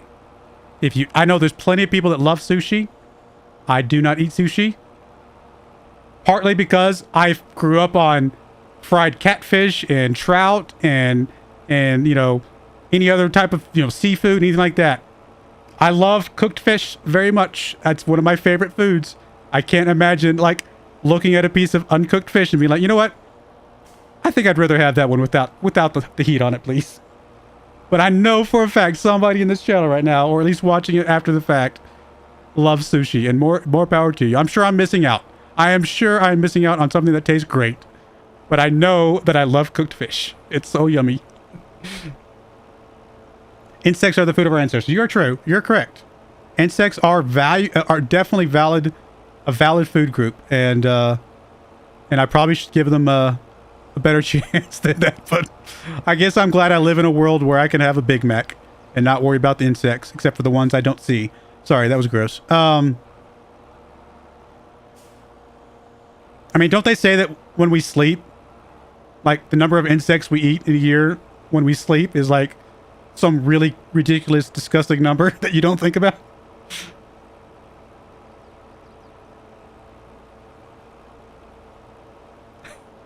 You pay so much to have it delivered, then you have to cook it yourself.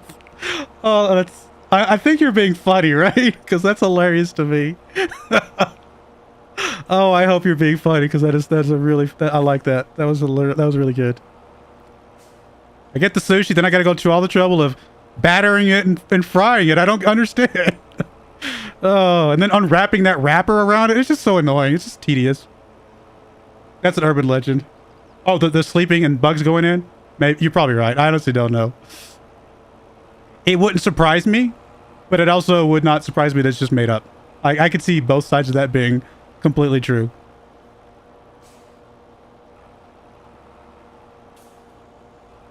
I have seen somebody pull a bug out of their earwax, though, before, and that's nasty. You really can't unsee that, honestly. I'm sorry I just shared that with you. I feel very bad for myself. I should not have done that. Please forgive me.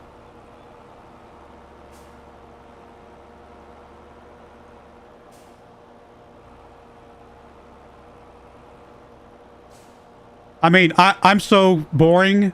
The most exotic thing I've ever eaten is alligator, which is not that exotic, I would say. So, I'm not a very exotic person when it comes to food. I guess it depends on how much you snore, right? Like, if you open your mouth all the time when you're sleeping, who knows?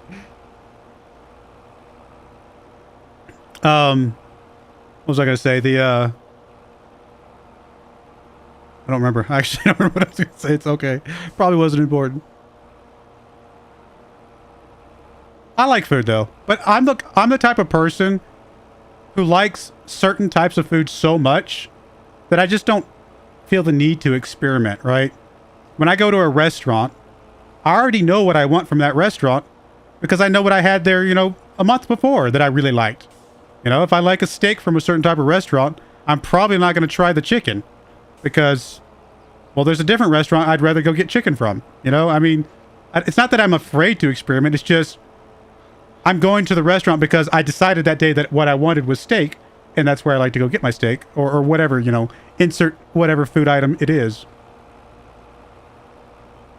You know, when I want chicken, I go to Chick-fil-A. When I want fake chicken, I go to McDonald's, you know, whatever. I like both. I like real chicken and I like fake chicken.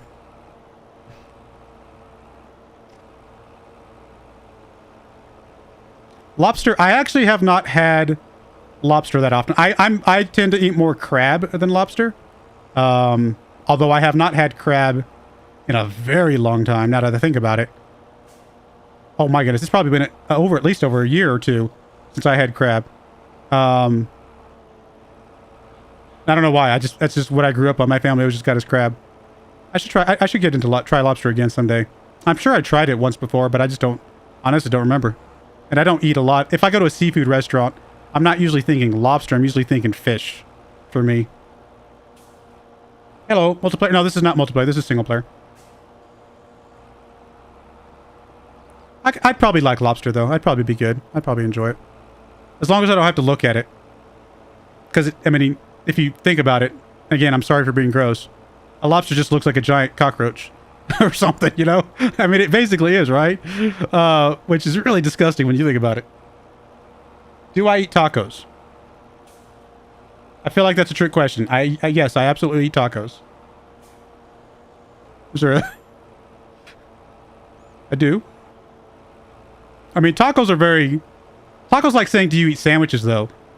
A taco is very... It's a very broad category, right? It could be a chicken taco. It could be a fajita taco. It could be a bacon taco. Breakfast taco. Taco's just a type of breading that you wrap around whatever filling you have on the inside. Isopod. Thank you. Yeah, that's right.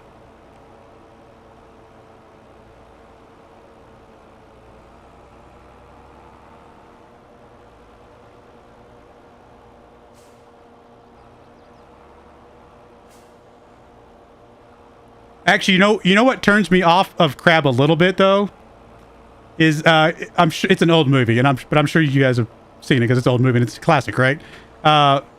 Is Castaway, right? With Tom Hanks, right? Of course, where there's the scene where he doesn't have the fire yet and he gets a crab and he's trying to eat the crab meat and it's like gooey, it's like dripping out. Oh, that's so disgusting. It's like every time I think about that, I'm like, you know what? I don't need crab today. I think I'll pass. I mean, I love crab meat, but when you think about it, how before you cook it, if that's what it looks like, ugh, that's disgusting. Oh, goodness. I'm sorry, guys. All right, we got everything mowed before the end of the stream. Not bad. We made a lot of good money. We bought an extra field. We bought a trailer, although we probably don't really like that trailer that much, to be perfectly honest. So we might get rid of that trailer at some point. That's okay. It was worth trying. You know, it looked like a good-sized trailer. It was worth a shot. We've got a lot of grass here. Truth be told, I think what we do start off with next time is windrowing this and going ahead and getting all this baled up right away. Oh, did I miss a field? I missed a field. Yep, okay. We'll get this next time as well. No biggie. Fur burger? Our isopods are sea crustaceans that look like cockroaches. Yeah, you're right. People do eat whale. You know, I've never tried whale meat. If it was cooked, I would probably be willing to try it. Although, I think you've had whale meat in like seafood, not seafood, in sushi type stuff, right? Although I will also say this, and again, I've already made my stance very clear about how I would not consider myself a tree hugger type by any stretch, but I also do respect nature. I know that there's a lot of illegal whale farming practices. I would not eat whale meat that came from that kind of stuff. Like if it was like not an extinct whale species or something like that, and it was perfectly okay and legal and whatever, yeah, I'm fine with trying it. But I know there's a lot of unscrupulous whale harvesting behaviors, and those I'm not a big fan of personally. Yeah, exactly. So if whales are endangered, if it's all whales, I honestly don't remember. Are all whales endangered, or are some whales? I actually don't remember. So if they're all endangered, then definitely I would never eat them, because that's just not worth it to me. But you know, I'm not against eating animals. I'm just respectful of, you know, laws and things, I guess. All right, well, that's gonna be it for today. Again, we got to mow this last one. We'll windrow all this, get it all baled up. Looks like we're gonna have some really good yields from all of these. So waiting for the extra growth cycle was the right move. I think I used to wait for it, but honestly, I do grass so sporadically, I sometimes forget. And again, sometimes I just throw grass in the middle of cycles, so I don't have time to wait for the extra growth. But we'll go ahead and put a cut in there. I do appreciate all you guys that were here talking. I mean, it's been very fun to have communication. I'm still going to do the live streams, even if I'm the only person here, and if you guys just watch after the fact. But it's definitely more fun when you guys show up, so I appreciate it. I know it's late for a lot of you guys, or early, I guess, for you, those of you in other countries. But if you missed any of this live stream, it will be on the VOD as soon as I stop the recording, or stop the stream. You will be able to watch the VOD and can catch up on everything. The next live stream for this will be again next Wednesday. We'll continue this. My next live stream will be Saturday. We are going to be continuing our Gorgo run in Civilization 6. That's going to be a lot of fun. I will then, on Monday, I will have some Football Manager. We're still playing in Turkey in Football Manager. And there are 2 other Farming Simulator series going on right now. Besides this, we've got the Bally Spring on Mondays, Wednesdays, and Fridays.